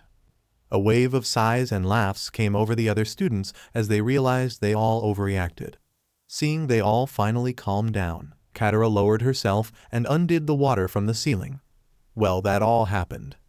She groaned to herself and formed the water into a ball once more. She then felt the tap on her shoulder and turned to see an annoyed student holding an empty water bottle up. "Hey, you owe me a new water," he sneered and shook the empty plastic in front of her. "Oh, sorry about that," she chuckled and floated the water towards him. "Here, I can put this back for you and... Ooh, you mean the water that was all over your hand? You can buy me a new one." She sat there in silence as 7 other students walked over holding up their now empty bottles, her shoulders slumping in annoyance. Great. Once the media was finally kicked off campus, several teachers and the principal stood inside the campus entrance in disbelief to what had happened. Their eyes all stared forward to where the steel doors once guarded the campus, the solid barrier now nothing more than a pile of crumbled rubble. "So I can say the news teams were not the ones who bypassed the campus security?" Midnight sarcastically answered. "Indeed. It seems that someone else was behind this," Principal Nezu quietly responded in front. "Some villain actually managed to infiltrate our school." The Space Hero 13 grunted in frustration to the event. "These doors are designed to take an 18-wheeler at full speed, and yet they were destroyed so easily. The internal security systems haven't detected anything else, however." The small principal exhaled as he stepped towards the disintegrated doors. "Perhaps, but I am concerned if this was simply an act of power or a declaration of war." The rest of the day went by pretty fast for Katara, for her mind was stuck on something else much more important. She, however, couldn't talk about it until she was back home. Home, she sighed to herself, realizing what she called Tensei's place. It had been close to a year since she had ever stayed in a place for more than a few weeks at a time. While she still always thought of her own world all the time. After months living here and being with people like Tensei and Tenya, she was almost starting to feel part of this place. Not only that, but she was now making new friends that were fun and beginning to fill the void she had been missing inside herself for so long. She actually was beginning to feel happy again. But her happiness was being hidden by a lie she was putting up. A fake story about herself and where she came from, and now there were ones like Yaoyorozu and even Tenya seeing the holes in her story. Even worse, Todoroki and Midoriya now knew of her incident back during the first night she arrived. How did he know about that? She asked herself, pulling her phone out and opening it up. She had gotten Midoriya's number before she left school, the poor boy nearly having a heart attack getting a girl's number, and opened up her messages. She got to Midoriya's name and clicked it, typing out her message real fast. Hey, it's Katara. I wanted to say thanks for keeping that thing between us. I was curious though, how did you see me there in the city? Were you there that night? She sent it and sat down on the couch in the living room, only for it to buzz moments later. That was fast, she said and opened it up, her eyes widening when she saw what he said. No problem. There was a news article that had a picture of you. Oh crap, she shakily said as her breaths came in deep. There were pictures of that night? Her phone buzzed again and she looked down to see an image sent to her. She clicked it and opened it wider, her hands freezing when she saw a blurry image of her and Endeavor on the street. Great, just great. She rubbed her head as her worry began to grow. She couldn't even respond before he kept messaging her. That was an article months ago. BZZZZ. Don't worry, they deleted it. BZZZZ. I just saved this myself. BZZZZ. I wasn't stalking or anything. BZZZ. Sorry, I'm texting so much. His erratic personality did bring a chuckle out of her, but she was still worried about the fact about this encounter. If he saved this news article, that means others could have as well. Her secret may be harder to keep soon. In the city of Kamino, a rundown karaoke bar sat seemingly vacant from the outside, the crumbling structure not lit to the darkened street. Inside, however, a single room was lit, filled with 3 different occupants. The scrawny man leaning over the bar counter twirled a cup of whiskey in his palm, careful not to touch all 5 fingers at once. His cold red eyes peered through the severed hand clasped onto his face, and a quiet chuckle coming from his throat. So, it looks like the information we gained today was quite useful. We know exactly where he will be tomorrow, his raspy voice said to himself. Agreed, but infiltrating the school before we attack may cause them to increase security. The dark mist-headed man responded from behind the counter. No need to worry, Kirigiri. Those stupid heroes are too proud to try and change what they do, especially since they have all might to protect them. Tamura snapped back before reaching up and scratching his neck. Even if they try something different, we will still get the job done. His eye peeked around to the massive black-skinned beast crouched in the corner of the room, its beady eyes staring blankly to the wall underneath the exposed brain and above the tooth-filled beak mouth. Tamura Shigaraki giggled to himself in anticipation for his plan. With him, no teacher there will stand in our way. Tomorrow, we will finally kill that symbol of peace. We will kill All Might. The next day at UA, the slight tension could be felt in the air on campus. With the security breach yesterday, many students were a little on edge about the effect it would have on their schedules and what the teachers would do next. But for Class 1, that wasn't going to be an issue. For to their surprise and excitement, they had rescue training today. Rescue training? What's that? Kaminari questioned out loud. Today you'll be dealing with natural disasters, shipwrecks and other things in that sense, Aizawa answered. There will be myself, All Might and 1 other faculty member judging your performances today. Whoa, really? That's so exciting, Mina cheered from her seat. Finally, some real hero stuff. Kirishima clenched his fist in glee. I'm shaking with excitement. Katara listened to the others chatter in anticipation to what was coming, feeling some of that herself. So this is actually doing things that don't involve fighting today, she questioned out loud. Uraraka shook her head hearing that. No, but this is still so fun, I can't wait. Looking back forward, Katara watched as the costume boxes came out from the side of the classroom once again while their teacher continued his speech. Just remember, most of you are not used to your costumes yet. Use today as practice in getting feel of their limits and how they apply with your quirks, he said while grabbing his papers off his desk. We will be taking a bus to a nearby facility to conduct today's lessons. Now get ready and be outside in 10 minutes. Standing up with the others, Katara walked forward to grab her box as she nudged Tenya. So, looks like we are doing some more things so you can show off your stuff, she teased. As someone in the hero course, showing off is very disgraceful. Ida adjusted his glasses and stood tall. but I am dedicated to doing the best I can to show the teachers and others what I am capable of. Isn't that the same thing as showing off? She joked at him. Showing off doesn't always mean a bad thing. Tenya was about to say something else before he sat quiet and smiled. I shall admit you may be right on that point. She laughed at his way of overanalyzing things. She walked up to her briefcase and grabbed it before turning to follow the other girls to the locker rooms. Before she did, however, Todoroki walked in front of her and grabbed his hero case. Putting on your classic outfit again? He quietly whispered to her with a cold glare. She swallowed the small lump in her throat as she glanced around the class real quick to make sure no one else heard what he said. She then locked eyes with Midoriya staring at the two of them awkwardly. Todoroki noticed the tensing in her body and looked over to the green-haired boy, too. He let out an annoyed sigh when he realized what was going on. So it seems I am not the only one who knows. She didn't answer as he walked away from her, the dual-haired teen heading off with the others. It seems your secret is slowly falling apart. Rubbing the back of her neck, Katara breathed slowly as she was beginning to feel the walls closing in on her. She glanced over to Midoriya standing next to her, his face red and twiddling his thumbs in silence. She just shook her head. Not a word, please, she whispered to him, receiving a rapid nod from the freckled boy. My lips are sealed. Promise, he quickly answered. Unknowing to the kids in the class still, Aizawa was around the corner just outside the door finishing up an email and sending it out. He glanced over his shoulder to the tan girl inside his room and grunted. I'm not entirely certain what is going on, but I will get to the bottom of this. Walking through the front doors of his agency, Tensei sipped his coffee and nodded to the few of his assistants that were in before him. Good morning, everyone, he happily said to the two girls behind the front desk. Oh, good morning, Ingenium, sir. The one on the right smiled up to her boss. Enjoying your morning? Yes, I am, thank you.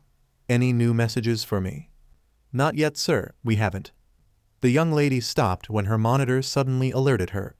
Oh, actually, you just received one, sir. Tensei raised his eyebrow curiously. Really? Is it from Detective Tsukachi again? No, sir, this is actually from UA High. He froze mid-sip when he heard that. He remembered hearing from Tenya when he got home last night there was a security breach at the school. What's wrong? Did something happen? I'm not sure, sir. This isn't from the principal, but their homeroom teacher. I haven't opened it yet. Nodding, Tensei marched through the lobby towards his office. Forward it to my computer. Thank you. He shut the door behind him and sat at his desk. He pressed the screen on and immediately was met with a new message. This is from Eraserhead. He sat for a minute in surprise when he remembered working with him on that case several years back dealing with the Quirk enhancement drug trigger. He had no idea that he was their homeroom teacher. Why would he be messaging me? He questioned before opening the email. Ingenium. I am sending this in regards to Kairi Katara. In the days I have been her teacher, there are several things that have come up that have caught my attention. Instead of asking questions over the computer, I request that you come to this campus tonight so we can discuss this in person. Shouta Aizawa. The email felt like a weight just dropped onto Tensei's shoulders, the hero slumping down and putting his head on the desk. Shit, maybe this school idea wasn't so good after all. After she had gotten changed, Katara made her way out with the others and onto the bus taking them to their destination. Sitting down next to Midoriya, she noticed how he was in his school gym clothes instead of the green costume he had on before. Hey, why didn't you change into your outfit? Don't you want to train in it? Oh, my costume got pretty burnt up in my match the other day, Izuku blushed and rubbed his head. They have to repair it for now. Ida nodded from across the aisle to the answer. It was pretty bad from what I could tell. You should consider a stronger material for your costume next time. Ooh, I don't know. Hee, Midoriya awkwardly chuckled as he sweated more. With me not controlling my power yet, I'd rather have a weaker costume so it doesn't get in my way. From the other side of Midoriya, Tsu chimed in suddenly. Since we are talking about this, I have something I want to say. Ribbit. She looked to the boy next to her. About you, Midoriya. Isn't your power a lot like All Might's? Midoriya's face turned a deep red the moment he heard those words. What? Don't be ridiculous. Sui. He sweated more at the look she gave him suddenly. I mean Sue. Katara raised her eyebrow to what Sue suddenly said. Wait, what do you mean? How is his power like All Might? Well, when he punches it makes large shock waves just like All Might does. Sue pointed out. It is kinda interesting. Ribbit. Looking back to Midoriya, Katara began thinking back to the Quirk test and watching his match the other day. The moves he used did seem similar to the times she saw All Might's attacks on television. She didn't know what kind of quirk he had, so she didn't know how to compare it to. Wait, what was All Might's quirk? She suddenly thought to herself. That was something no one knew. Before she could think anymore, Kirishima suddenly interjected. Nah, they aren't similar, Sue. All Might doesn't hurt himself like Midoriya does, so that makes a big difference. As the others looked over to the redhead, Midoriya silently sighed in relief. The conversation got changed off of him. I mean, I just have this hardening quirk, so it's not really that all great for a hero look. Kirishima sighed as he hardened his arm in front of everyone. Midoriya looked in awe at the act, however. I think it's a really cool power, Kirishima, Izuku said, earning a nod from Katara. Yeah, you were amazing in our match. You should be happy to have a great power like that. The compliments earned a smile on the redhead. Thanks, but you are the one that has an awesome pro quirk, Katara, just like Bakugo and Todoroki's. Hearing his name, Bakugo simply scoffed and looked out the window. Katara rolled her eyes at his attitude. You know, a thank you may actually feel good now and then to say. Tisk, whatever, I don't need any sympathy, hair loops. Bakugo grunted out. Katara didn't need to respond as Tsu croaked in. Sure, he is tough, but Bakugo's bad attitude won't make him popular. Bakugo growled and stood up in his seat. Watch what you say, Frogger. I'll kick your ass. See what I mean? Dude, your personality is like screaming and shit mixed in one. Kaminari chuckled from his seat, smiling at the glare he received from his target. Shut up, Sparky. I'll kill you too, Bakugo yelled in frustration. Katara just shook her head in amazement to the angry teen. Wow, you really are that stuck up yourself, aren't you? She grunted as he continued glaring at them all. Just shut your mouth, hair loops. I'll kill every single one of you bastards. Ignoring his now empty threats, Katara huffed out and sat back in her seat. A few moments later, Aizawa turned back to the class. All of you shut up now. We have arrived. He groaned as the bus came to a stop. The students all walked off after their teacher to what appeared as an enormous domed structure that towered high above the street. Katara stared in amazement at the sheer size of the building. Wow, they had all those areas for the testing and this building. How much money does this school have? They always go beyond for us students here. That is why they are the top school in Japan. Tenya answered as they all walked towards the main entrance. They suddenly stopped when a space-suit-wearing person greeted them at the door. Greetings, students. I have been waiting for you all to come. The Hero 13 happily announced to them all. Most were excited, of course, while Midoriya was practically shivering in glee at seeing another pro in person. 13 turned and signaled them all to follow. Come on, I cannot wait to show you what we have for you inside. Going through the massive steel doors leading inside, the Wanna class was left speechless to the sprawling interior that seemed twice as big than the outside. The central plaza's fountain was the focal point to the entire facility. Multiple domes were set up between different other zones ranging from mountains and other small ruined city buildings, all surrounding a large lake with a ship in the center. It was even more than they ever imagined. Wow, look at all of this. It's like there is a dozen places to train. So cool. Minta jumped up and down in excitement. Now this is something, Zero added as well.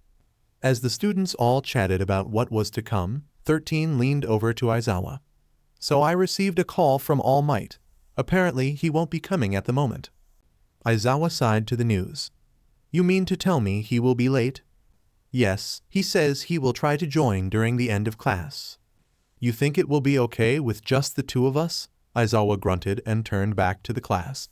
All right, time is money. Let's not waste any more of it. Nodding, 13 turned back to the students. Now, you have all come to the unforeseen simulation joint, which we call Astia. Here you will get the chance to test yourselves in different situations that can happen at any given day. Fire, storms, mudslides, and flooding. This is where we will see what you do in a disaster situation. Many of the students began chattering in excitement before 13 held her hand up to silence them. Don't get ahead of yourselves now. When using your quirks in battle, that is a big difference than in a rescue situation. Take my quirk Black Hole for example. It is extremely powerful and can absorb anything, but I must be careful for it can harm civilians just as fast as helping. That is where training today comes in for you. You will learn to use your powers for aiding and rescue. Katara looked past the pro to the large lake in the center, feeling a small wave of excitement in her chest, hearing they were going to be tested in areas like this. Finally, it looks like I get to use a lot of water for once here. This will be exciting. Her eyes then noticed the large spotlights above begin sputtering on and off. Hey, I think someone is messing with the lights. Her voice stuttered when she noticed the strange swirling cloud of smoke in front of the fountain. What is that? Aizawa felt a cold chill run up his neck at the same time, spinning around to see the expanding wall of shadow. What the hell is this? He cautiously stated, only for his answer to come moments later. 13. Protect the students. Through the center of the cloud, a hand gripped the edge and pulled the host through, his body and face covered with multiple severed hands clutched onto him. He walked through the portal and was immediately followed by several more people. Then, several dozen more began making their way out as well, many of them wielding weapons too. What the? I thought we were saving people? Kirishima questioned out loud, thinking this was part of the training still. Why are we having to fight and... Stay back. The students were caught off guard by the sharp tone in their teacher's voice, but Midoriya began sweating when he saw Aizawa slipped his goggles onto his face. Wait, sensei, you only use those when you are serious. Does that mean? Adjusting his goggles, Aizawa walked forward between his class and the intruders. Those are villains. Katara's eyes widened at hearing that. Wait, you mean this is real? She looked back down to the group below as a massive creature suddenly came through the portal as well. She thought it was a type of animal, but the way it moved and wore clothes meant it was some kind of strange quirk someone had. Either way, it made her skin crawl for some reason. Aizawa glared down at the group still coming inside. So these people were the ones responsible for yesterday. They used the media as cover to sneak inside. Aizawa, something's wrong. I can't get communication to the school all of the sudden. 13 yelled out. What? Aizawa questioned. They must have someone's quirk jamming the signals in and out of here. Damn it. From the area down below, the large smoke cloud shifted and revealed the yellow eyes of the host. The information we gathered said All Might was supposed to be here, and yet he isn't. Shigaraki sighed in annoyance and scratched his neck. Oh, such a shame, Kirigiri.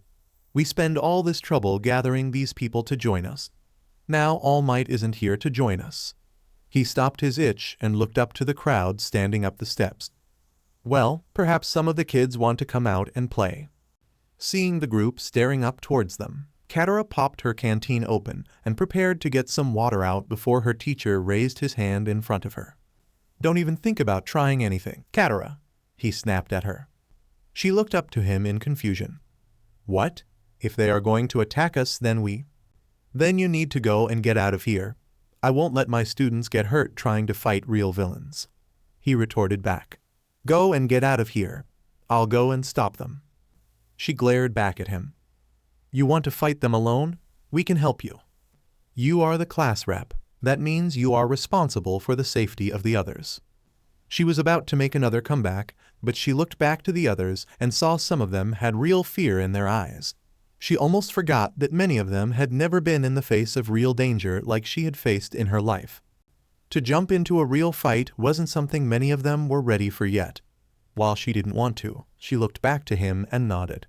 Okay, I understand. Nodding back, Aizawa grabbed the cloth around his neck and walked towards the steps. 13, I leave them to you. Leaping off the top, the class teacher raced through the air towards the trio of villains standing below the steps. Katara watched as the three seemingly smirked at him coming alone, but were completely caught off guard as their quirks deactivated before being wrapped up the next moment. Katara's mouth dropped in shock as the three villains were spun through the air above and slammed into each other just above Aizawa.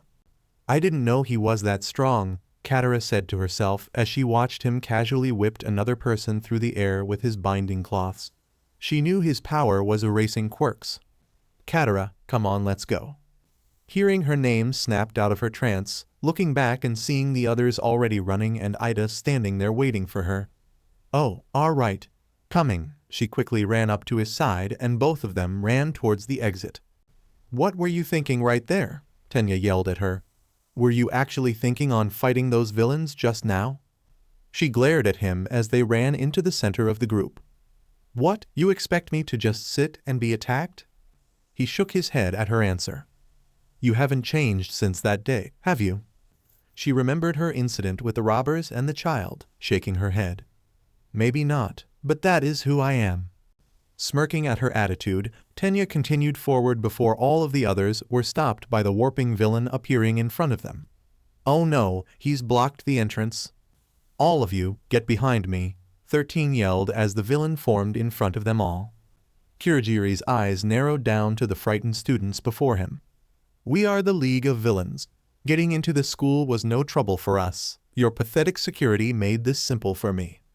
13 walked forward and opened her finger cap, readying her quirk. You came here for the students, didn't you? Kirigiri chuckled and opened his form wider. The children here are mere appetizers for the main course. Isn't this a fitting place for All Might to take his last breath? All Might? Some of the students said in shock. Amazed villains were trying to actually go for the #1 hero. Katara moved her way through a few of the students to try and get towards 13, but suddenly felt a gust rush by her as Bakugo and Kirishima leaped forward to attack. Wait, stop, 13 tried calling out, her words on deaf ears as Bakugo's blast engulfed the front plaza. Ha, you think we are gonna sit still as you try your shit? Bakugo grinned as he braced himself for another attack. His smile faltered though when the smoke cleared and the dark mist remained. That was a close one, Kirigiri hissed at the two teens before him, his mist shifting around his body. But you should be careful, children, otherwise someone will get hurt. You too, get behind me, 13 cried out. But before they could react, the miasma raced out, engulfing most of the area, the mist swirling through the students. I'll scatter you across this facility to meet my comrades and your deaths. Katara gasped as the strange mist raced through the air, enveloping her entire body. Panic began running through her mind as she felt herself seemingly falling through the ground. What is this? What's going on? Tenya saw her situation and tried sprinting towards her. Katara, take my hand. She flipped around at his voice, reaching her hand to him. Ida. He ran with his hand outstretched to his friend as the darkness engulfed her. Tenya swung his hand inside trying to grab her, but his heart sank when he felt nothing inside. Katara. Falling through darkness, Katara's eyes were clenched shut in fear of what was coming. She braced her body as she felt the mist dissipating around her before it vanished. She fell to her hands and knees onto a cold, wet street to her surprise. She looked up and was met with rain coming down onto her face beneath dark storm clouds. Where am I? She asked herself, looking around to what appeared to be a small city block. She heard groaning behind her and turned to see a familiar bird head. Takoyami? Shaking his head, Takoyami stood up and straightened his cloak. I'm all right, what about you?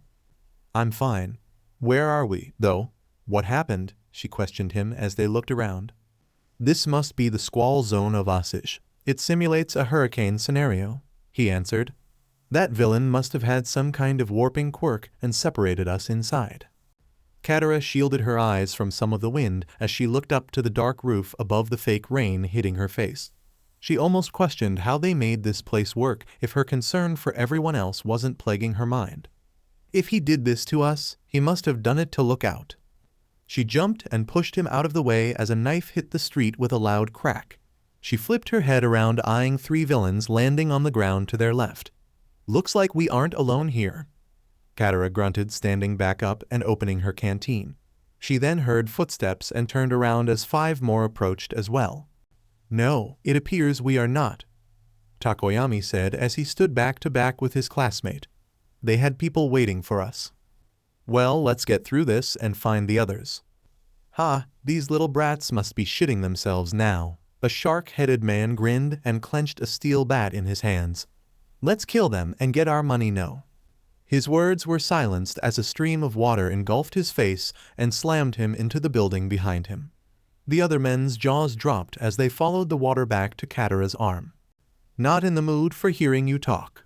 She mumbled and brought the water back over her forearm. One of the other men snarled and ran forward. You little bitch, you're gonna die now. The man's eyes watched the water on the girl's forearm to come at him, but screamed out as a shadowy clawed hand slammed into his chest and crushed him into the ground. The rest of the men once again were in disbelief as they eyed the dark mass sticking out of the bird teen's chest. Don't just stand there, let's kill them. Another villain yelled and ran forward, followed by the others all charging in together. Bracing herself, Katara separated the stream to both hands and whipped outward, snatching 2 men and tossing them across the street. Another tried leaping in the air to strike down on her head, but she simply stepped back and raised her left arm up and blocked herself with an ice shield. What the? How did? The shocked villain yelped out as the ice melted instantly and engulfed his arms. Spinning him in the air, Katara slammed him into another incoming man and prepared to whip another grunt before Dark Shadow's hand snatched his leg and threw him into the sky. Nice save. She chuckled and looked back to Tokoyami. Not that you really needed it. He grinned and looked past her, sighing. We have more incoming. Katara turned around and saw more than a dozen people sprinting on the street towards them. Grunting, she gathered her water back and also bended up a large puddle off the street, her water now covering both her arms. All right, I can take the ones on the right and you on the left. Sounds good. Let's go. Tokoyami walked forward and opened his cloak. Dark Shadow, go. The shadowy mass extended out of his chest and launched towards the incoming villains. As Katara prepared her water, she couldn't help but notice the size of the dark bird. Did that thing get bigger? Shaking her head, Katara swung her arms over her head and spun around. The water extended out and slammed into 3 more men like a thick tree trunk, knocking them out instantly. A woman with swords instead of hands came through the group and tried attacking her. Let's carve that face up nice and pretty. The woman hissed in joy and slashed forward. No thanks. Katara froze the water on her right arm and swung it up, blocking the blade. The crazed woman continued swinging her sword arms over and over again, but the young waterbender casually blocked them with little difficulty. Even as another man changed his hands into what looked like cat claws, his scratching attempts only caught air as he swung with little technique. Katara swiped her hand forward and pointed 2 fingers upward, forcing the water on the ground to lock both of their feet in place on the street. What? Little brat! The woman yelled out in frustration as she couldn't move anymore. Katara sighed and stepped back and wiped some of the rain off her face. She squeezed her hands, forming 2 frozen spheres, and launched them into the stomachs of 2 more incoming men. They gasped out for air and dropped to their knees in pain. They didn't have time to get their breath back before 2 thick water streams grabbed their chests and slammed them into each other, knocking them out and letting them slump down on the road. Bringing the water back, Katara raised her eyebrow in surprise. I thought these were going to be villains. But they don't even seem to know how to fight. She rubbed her head in a strange feeling of disappointment. These are just street punks. She turned over to see Tokoyami standing in the center of the unconscious group of villains he was dealing with, his quirk seemingly standing 10 feet above him. She eyed the size of it curiously as she approached him, refilling her canteen and keeping a reserve on her arm for later. Looks like you had no trouble with your group. We should try and get going to the others? Her words slowed as Dark Shadow turned its head towards her, its normal yellow eyes carrying a red tint. Tokoyami, why are his? Tokoyami flipped around and swung his arm out. Katara, get back. His words came too late as Dark Shadow swung its claws down towards her. Katara's eyes widened in shock and leaped away just as the hand slammed into the street. She crawled up and brought her water out in front of her. What are you doing, Tokoyami? She screamed at him. I'm sorry, it isn't me, he pleaded as his shadow growled out, its darkened eyes locked onto the waterbender. Dark Shadow, stop. Katara stood up and formed several ice spikes around her as Dark Shadow came closer, its darkened eyes glaring down towards her. She readied herself as the large beast hissed. Villain, you are villain? Dark Shadow, I said stop. Dark Shadow's eyes flashed back to yellow at his host's call, looking down to the girl beneath itself ready to fight. Its head turned back and hunkered to the glare of Tokoyami, shrinking in shame and slithering back into Tokoyami's body. Katara stared in silence while the rain poured down her face. She let the ice fall to the ground and stomped forward. What the hell was that for? Your shadow tried to hit me and... I am sorry, Katara. I hope you are not hurt, Tokoyami whispered in pain. She was still on edge to what happened, but she could see the look in his eyes and could tell he was ashamed to what just occurred. She slowly approached him and stopped a few feet away. I'm fine. What was that, though? He turned away and stared at the ground glaring, water dripping down his beak onto the stone below. I was afraid this may happen inside here. It's Dark Shadow. What? She tilted her head in confusion. What do you mean? My quirk strength depends on the light. When it's day, Dark Shadow is smaller but easy to manipulate. When it is darker, its offensive power rises, but at the price of control. He clutched his chest and inhaled deeply. Dark Shadow begins to become more aggressive. The darker it is, the more powerful it becomes. Katara looked up above them and stared to the gray ceiling covering their zone. She had almost forgotten they were inside of a building for a moment, somewhat feeling like they were outside during a stormy day. The darkness inside here is making it stronger, she said. He gave a small nod. The longer I keep him out, the less control I keep over him. I can only use it for quick bursts before I force Dark Shadow back inside. That's the only way I can make sure it's safe using it in here. Tokoyami gave a bow towards his friend. I am truly sorry. I hope you can forgive me for what my quirk did to you. I'm okay, don't worry. Katara reached and patted his shoulder. Sometimes your powers can hurt others. I know what it's like to be worried about what your power can do. Tokoyami chuckled at her words. Freezing others can be dangerous. Her smile faded as she wasn't talking about ice at that moment, thinking back to what she can do during a full moon. Why, yeah, I have to be careful when I knife. She pushed Tokoyami out of the way and threw her hand forward, launching several ice spikes into the legs of two incoming thugs. They yelped out in pain and dropped their weapons as they grasped at the bleeding wounds in their legs. Katara looked up and saw another group of 10 villains gathered around them once again. More of these guys, she grunted out. It seems we won't be leaving anytime soon. Tokoyami sighed and readied himself, only for Katara to raise her hand in front of him.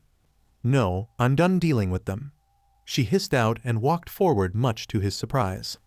Then let me help you. If we work together, we will finish. Don't worry about using Dark Shadow in here anymore. She paused and clasped her hands together. I'm ending this now. The thrust her hands outward and halted every raindrop within a 30-foot radius in its place. All of the crooks' mouths hung in disbelief as they stared in shock to the hovering droplets floating all around them. What the hell did she just do? One of the goons shakingly screamed. I thought these were just kids, another yelled out in fear. Even Tokoyami sat in amazement to the rain dancing midair in front of his face. He looked up above and watched as the gathering water overhead began forming a liquid dome surrounding both them and the criminals. Katara, how are you? In the blink of an eye, the water rushed in towards the two students and created a solid sphere of water around the two of them.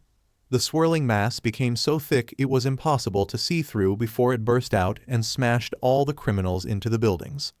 They had no chance to even react before the water froze, instantly pinning them against the stone. Standing tall in the street, Katara's hands came to her front before lowering to her front and taking a deep breath. She raised her hand and brushed the loose hair out of her face and sighed. Let's go. As she ran down the street, Tokoyami sat in amazement as the rain beat down on his head. That move she just performed, that was remarkable, he said to himself. What he just witnessed was something truly spectacular, making him chuckle as he ran after her. So Katara, if this is what you can do with more water, that means you were holding back against me in our match the other day. I guess it wouldn't have been so close if we were somewhere else. Several minutes later, the doors to the squall zone burst open from the thrust of water hitting from the inside. Katara came running through the door first with water draped over her shoulders and Tokoyami right behind her. They squinted for a few moments, adjusting to the bright sunlight pouring through the windows before they opened up again. Made it. Katara sighed happily, being outside of that place. Agreed. We should try and find the others fast, Tokoyami said. If the others dealt with criminals like that, then they shouldn't have much difficulty. Katara did feel worried about Tenya and everyone else, but she nodded in agreement. They weren't really that strong. How did these guys think they were going to get All Might with them? Tokoyami tilted his head as he thought of that. You're right. It is strange they claim to want to kill him if these men were that easy to defeat. Yeah, Katara looked back forward and saw they were very close to the central plaza. We should go back. Maybe everyone else is heading there too. She suddenly felt a tap on her shoulder, turning and expecting Tokoyami there. Her heart jumped slightly when she saw the shadowy hand sitting there. Ooh. Dark Shadow was in its smaller form, awkwardly tapping its claws together. My bad earlier. No hard feelings. Hearing the Shadow's apology, Katara huffed and patted its head. It's okay. No hard feelings. The shadow bird blushed and cooed lightly before retracting back into its host. Katara raised her eyebrow and smirked, causing Tokoyami to roll his eyes. He gets like that sometimes? Oh, that's adorable. Maybe he takes after his owner. She teased, laughing as his beak turned lightly red. They both ran towards the central plaza. They came around the corner and stopped as they heard more fighting going on.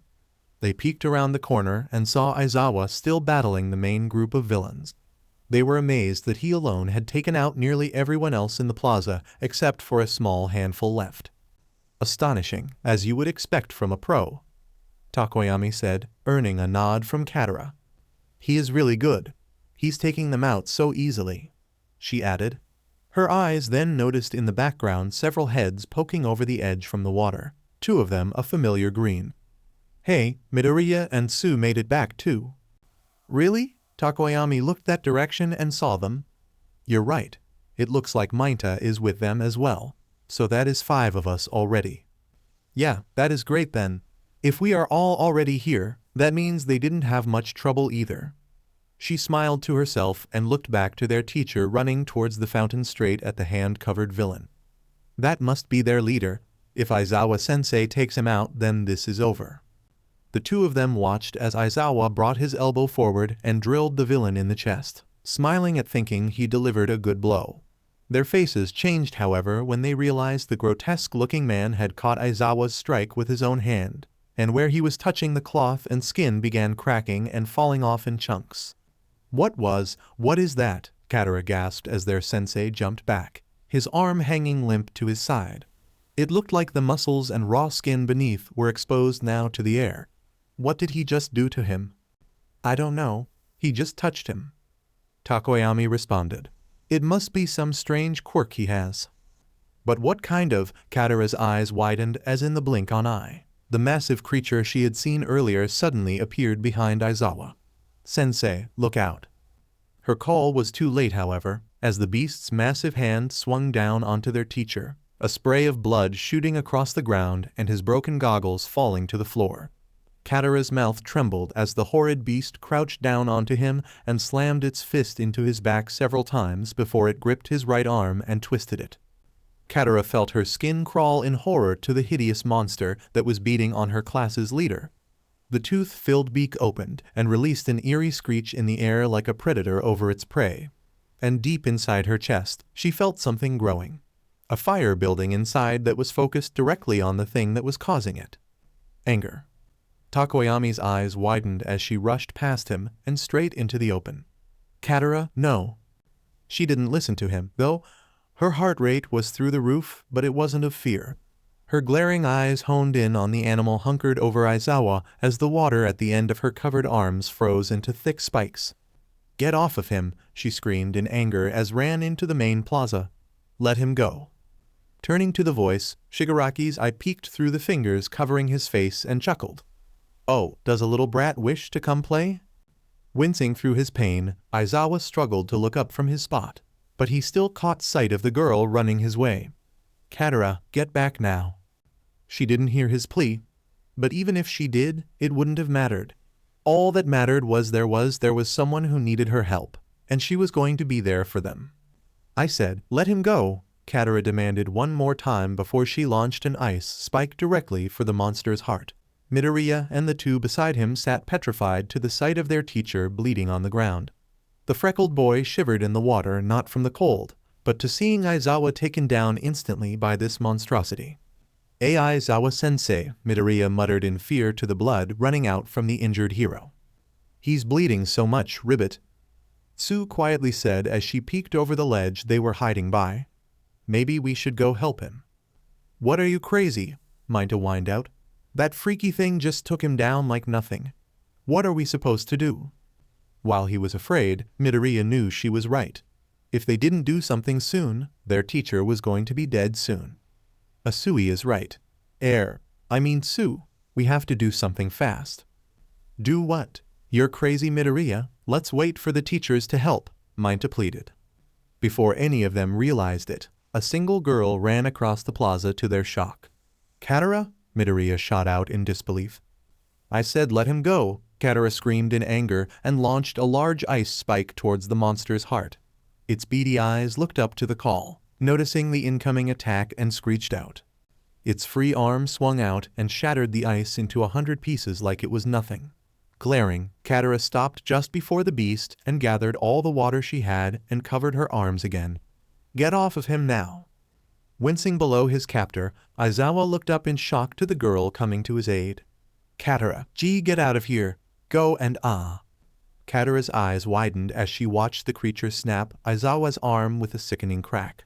"Stop it, leave him alone." Seeing her panic made Shigaraki snicker in enjoyment. "Does the little girl wish to be a hero now? How adorable. I brought this friend of mine here for all might, but you can be another warm-up for him." He looked over to his beast and smiled underneath the hand on his face. "Nomu, take care of this one for me."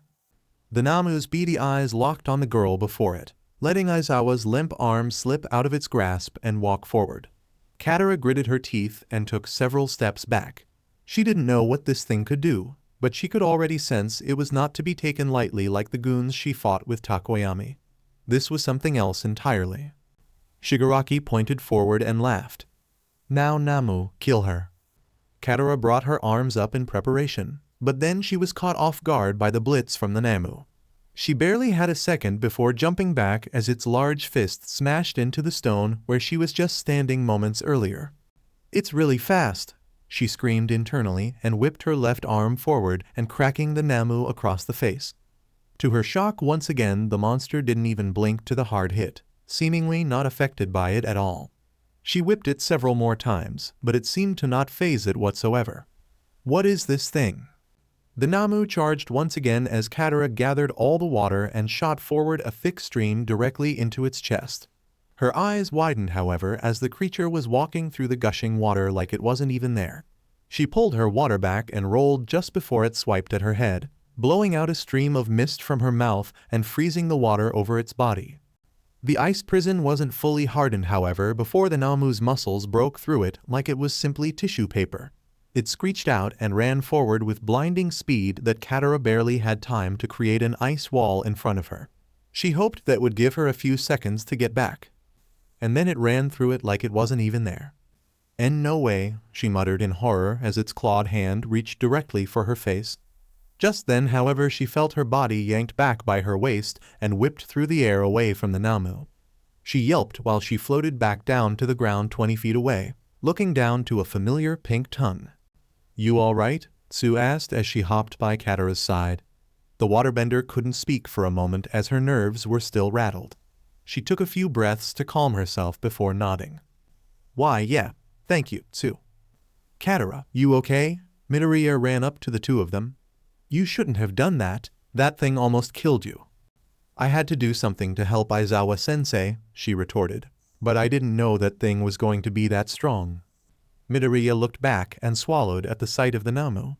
It's not normal. It took hits from your water like they were nothing." "We should get out of here and get help," Tsu said. "But we can't leave Aizawa there," Katara demanded and turned back to the Nomu standing there. Shigaraki grunted in annoyance to the additional students coming out of hiding. You little pests, just like roaches coming out of the crevices. No matter, it just means more of this society's pride will be crushed today. What do you think, Aizawa? He turned to laugh at the downed teacher's expense. How would you feel when? His eyes went wide when he saw the injured teacher gone from his spot. What? He turned and saw Eraserhead being pulled back by Dark Shadow towards the side building. You little bastard. Nice work, Takoyami, Katara cheered at seeing him act. As soon as he was brought in, Takoyami caught his teacher and laid him down. Aizawa-sensei, are you all right? Hissing out, Aizawa gave a small nod. I'll be fine. All of you go. Get help. We can't leave you here. We will distract it and... Don't. Aizawa's snap make Takoyami lean back. That thing is too powerful. Takoyami glared back at his teacher to the request. We cannot leave you here, sensei. We will all be leaving here. Seeing another student there was now pissing Shigaraki off. He began scratching at his neck in annoyance. Those stupid goons. They couldn't even handle a few little brats. What a waste of money gathering them here. He glared back to the trio standing towards the fountain. I will make this day hell for you all. Kill them all, Nomu. Hearing those words, Katara and the others felt their heart rates jump. Get back, you too, Katara yelled and bended out a massive stream of water from the fountain. As the Nomu ran forward, Tsu jumped to the left as Katara hardened a block of ice beneath herself and Midoriya. The green-haired teen yelped as he was lifted off the ground and was rushed to the right just as the Nomu smashed the edge of the step. The dark creature screeched and looked towards the hopping frog girl and leaped after her. Seeing she wasn't being pursued, Katara stopped and summoned 2 long water whips and ran forward again. Tsu, look out! Looking behind her, Tsu croaked in fear as the Nomu closed in with blinding speed. She shot her tongue out and latched onto a nearby tree and pulled herself high in the air away from the beast. Before it could jump in pursuit, the Nomu felt its back whipped, causing it to hiss in annoyance. It turned to see Katara confronting itself once again, its mind only processing one singular thought, the only thing it was capable of. Destroy. It stomped its way forward like a hunting hound towards the young waterbender. Glaring, she began swinging her arms forward and striking the Nomu across its chest and body. Over and over she swiped at the animal, but each time it seemed it didn't even seem bothered. It's like this thing doesn't feel pain, Katara grunted in frustration to her useless attacks. She then froze the tips on both of her whips and launched them forward. While the Nomu was able to smack the first one away, the second one hit true and pierced the creature in its upper thigh. She grinned, finally seeing something successfully work this time. Finally a good hit. She yanked the ice back out and brought the water back around her as she prepared to create more ice. But what she saw next froze her on the spot.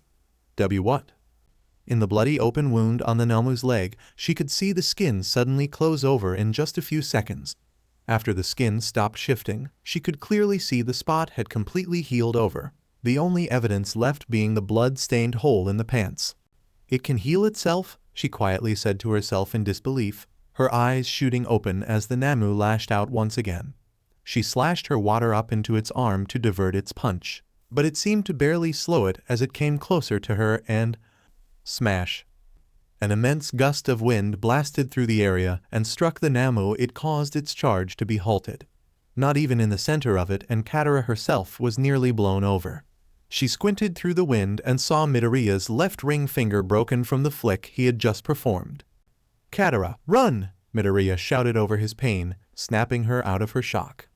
Dark Shadow swooped as well and began punching and scratching at the Nomu's face. Its beaked mouth screeched out and swiped towards the shadow bird, not from pain but simply as a hindrance. Seeing it distracted, Katara threw water below her. She skated away as fast as she could to think of a new strategy, because a straightforward attack was not going to work on this monster. We can't just run with Aizawa. This thing would catch us. We have to hold it somewhere. Take this, you stupid villain.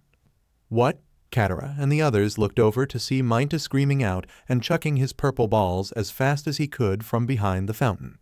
What is he doing? Take that and that and that. Take my sticky balls. The small teen yelled as he continuously ripped off his quirk and threw it out towards the Nomu.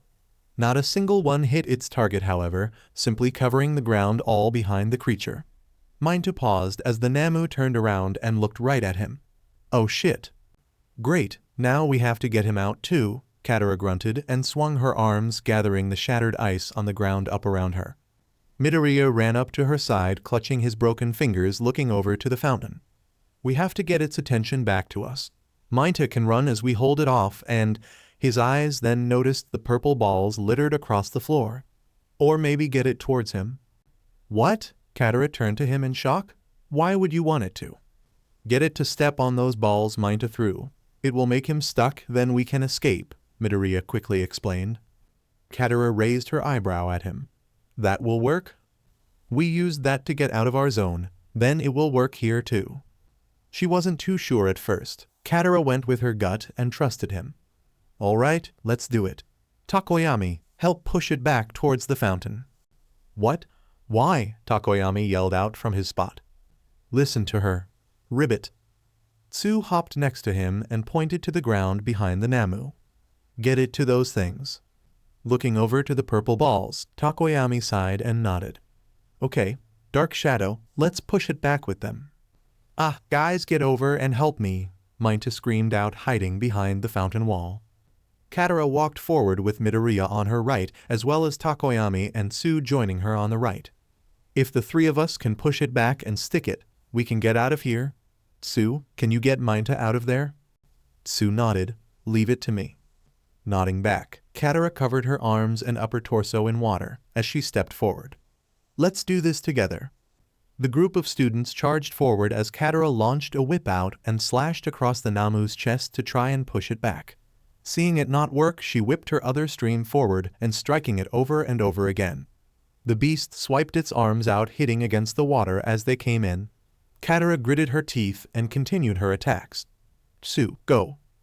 Hopping on command, Tsu leaped through the air and over to the left out of the way.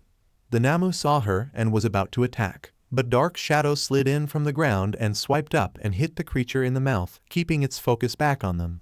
Takoyami summoned it back just as the beast went to grab it, hit in the chest by another stream of water. If we keep hitting it, it stays distracted, Katara yelled as she formed several ice spikes and launched them forward. Don't stop. Tsu landed on the ground just in front of Mineta, the small boy letting out tears of joy. Oh Tsu, you are my hero. He ran towards her with open arms, his hands somewhat aiming for her upper torso. Take me to safety and... touch me and I drown you. Ribbit. Tsu growled out and shot her tongue around his waist and threw him into the sky towards the stairs as he screamed out in terror. This is not what I had in mind, Mineta cried just before he landed in the bushes. Now that there was no one behind the Nomu, Midoriya knew what he had to do. If I can hit it with a few shots, it may be enough. He looked to his left hand and saw the broken fingers he already had. I've got 2 more for this hand. I'll make them count. He prepared his left pinky and pointed his arm forward. Smash! The area erupted in a huge blast from the green-haired boy, striking the Nomu full force. Yet through Midoriya's pain-squinted eyes, he saw it was still standing strong. It's not moving still. Don't give it a chance to come forward. Keep going, Katara yelled and clasped her hands together before spinning and shooting a rotating spire of water from her arms and crashing into the Namu's chest. Dark Shadow immediately joined in and punched the hulking monster over and over again.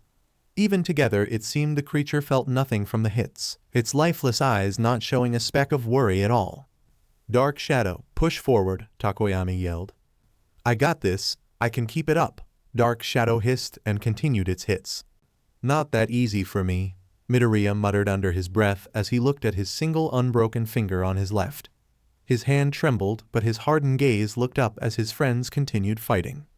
Not giving up is what a true hero would do, he yelled and readied his final left finger. So alright folks, that's all for today. Stay tuned for part 5. Do subscribe, like and share for more such videos. Also check out the story and author Dragonfire 217 on FANFICTIONnet. Press the bell icon to be notified first on release. See you in the next video. Till then, goodbye.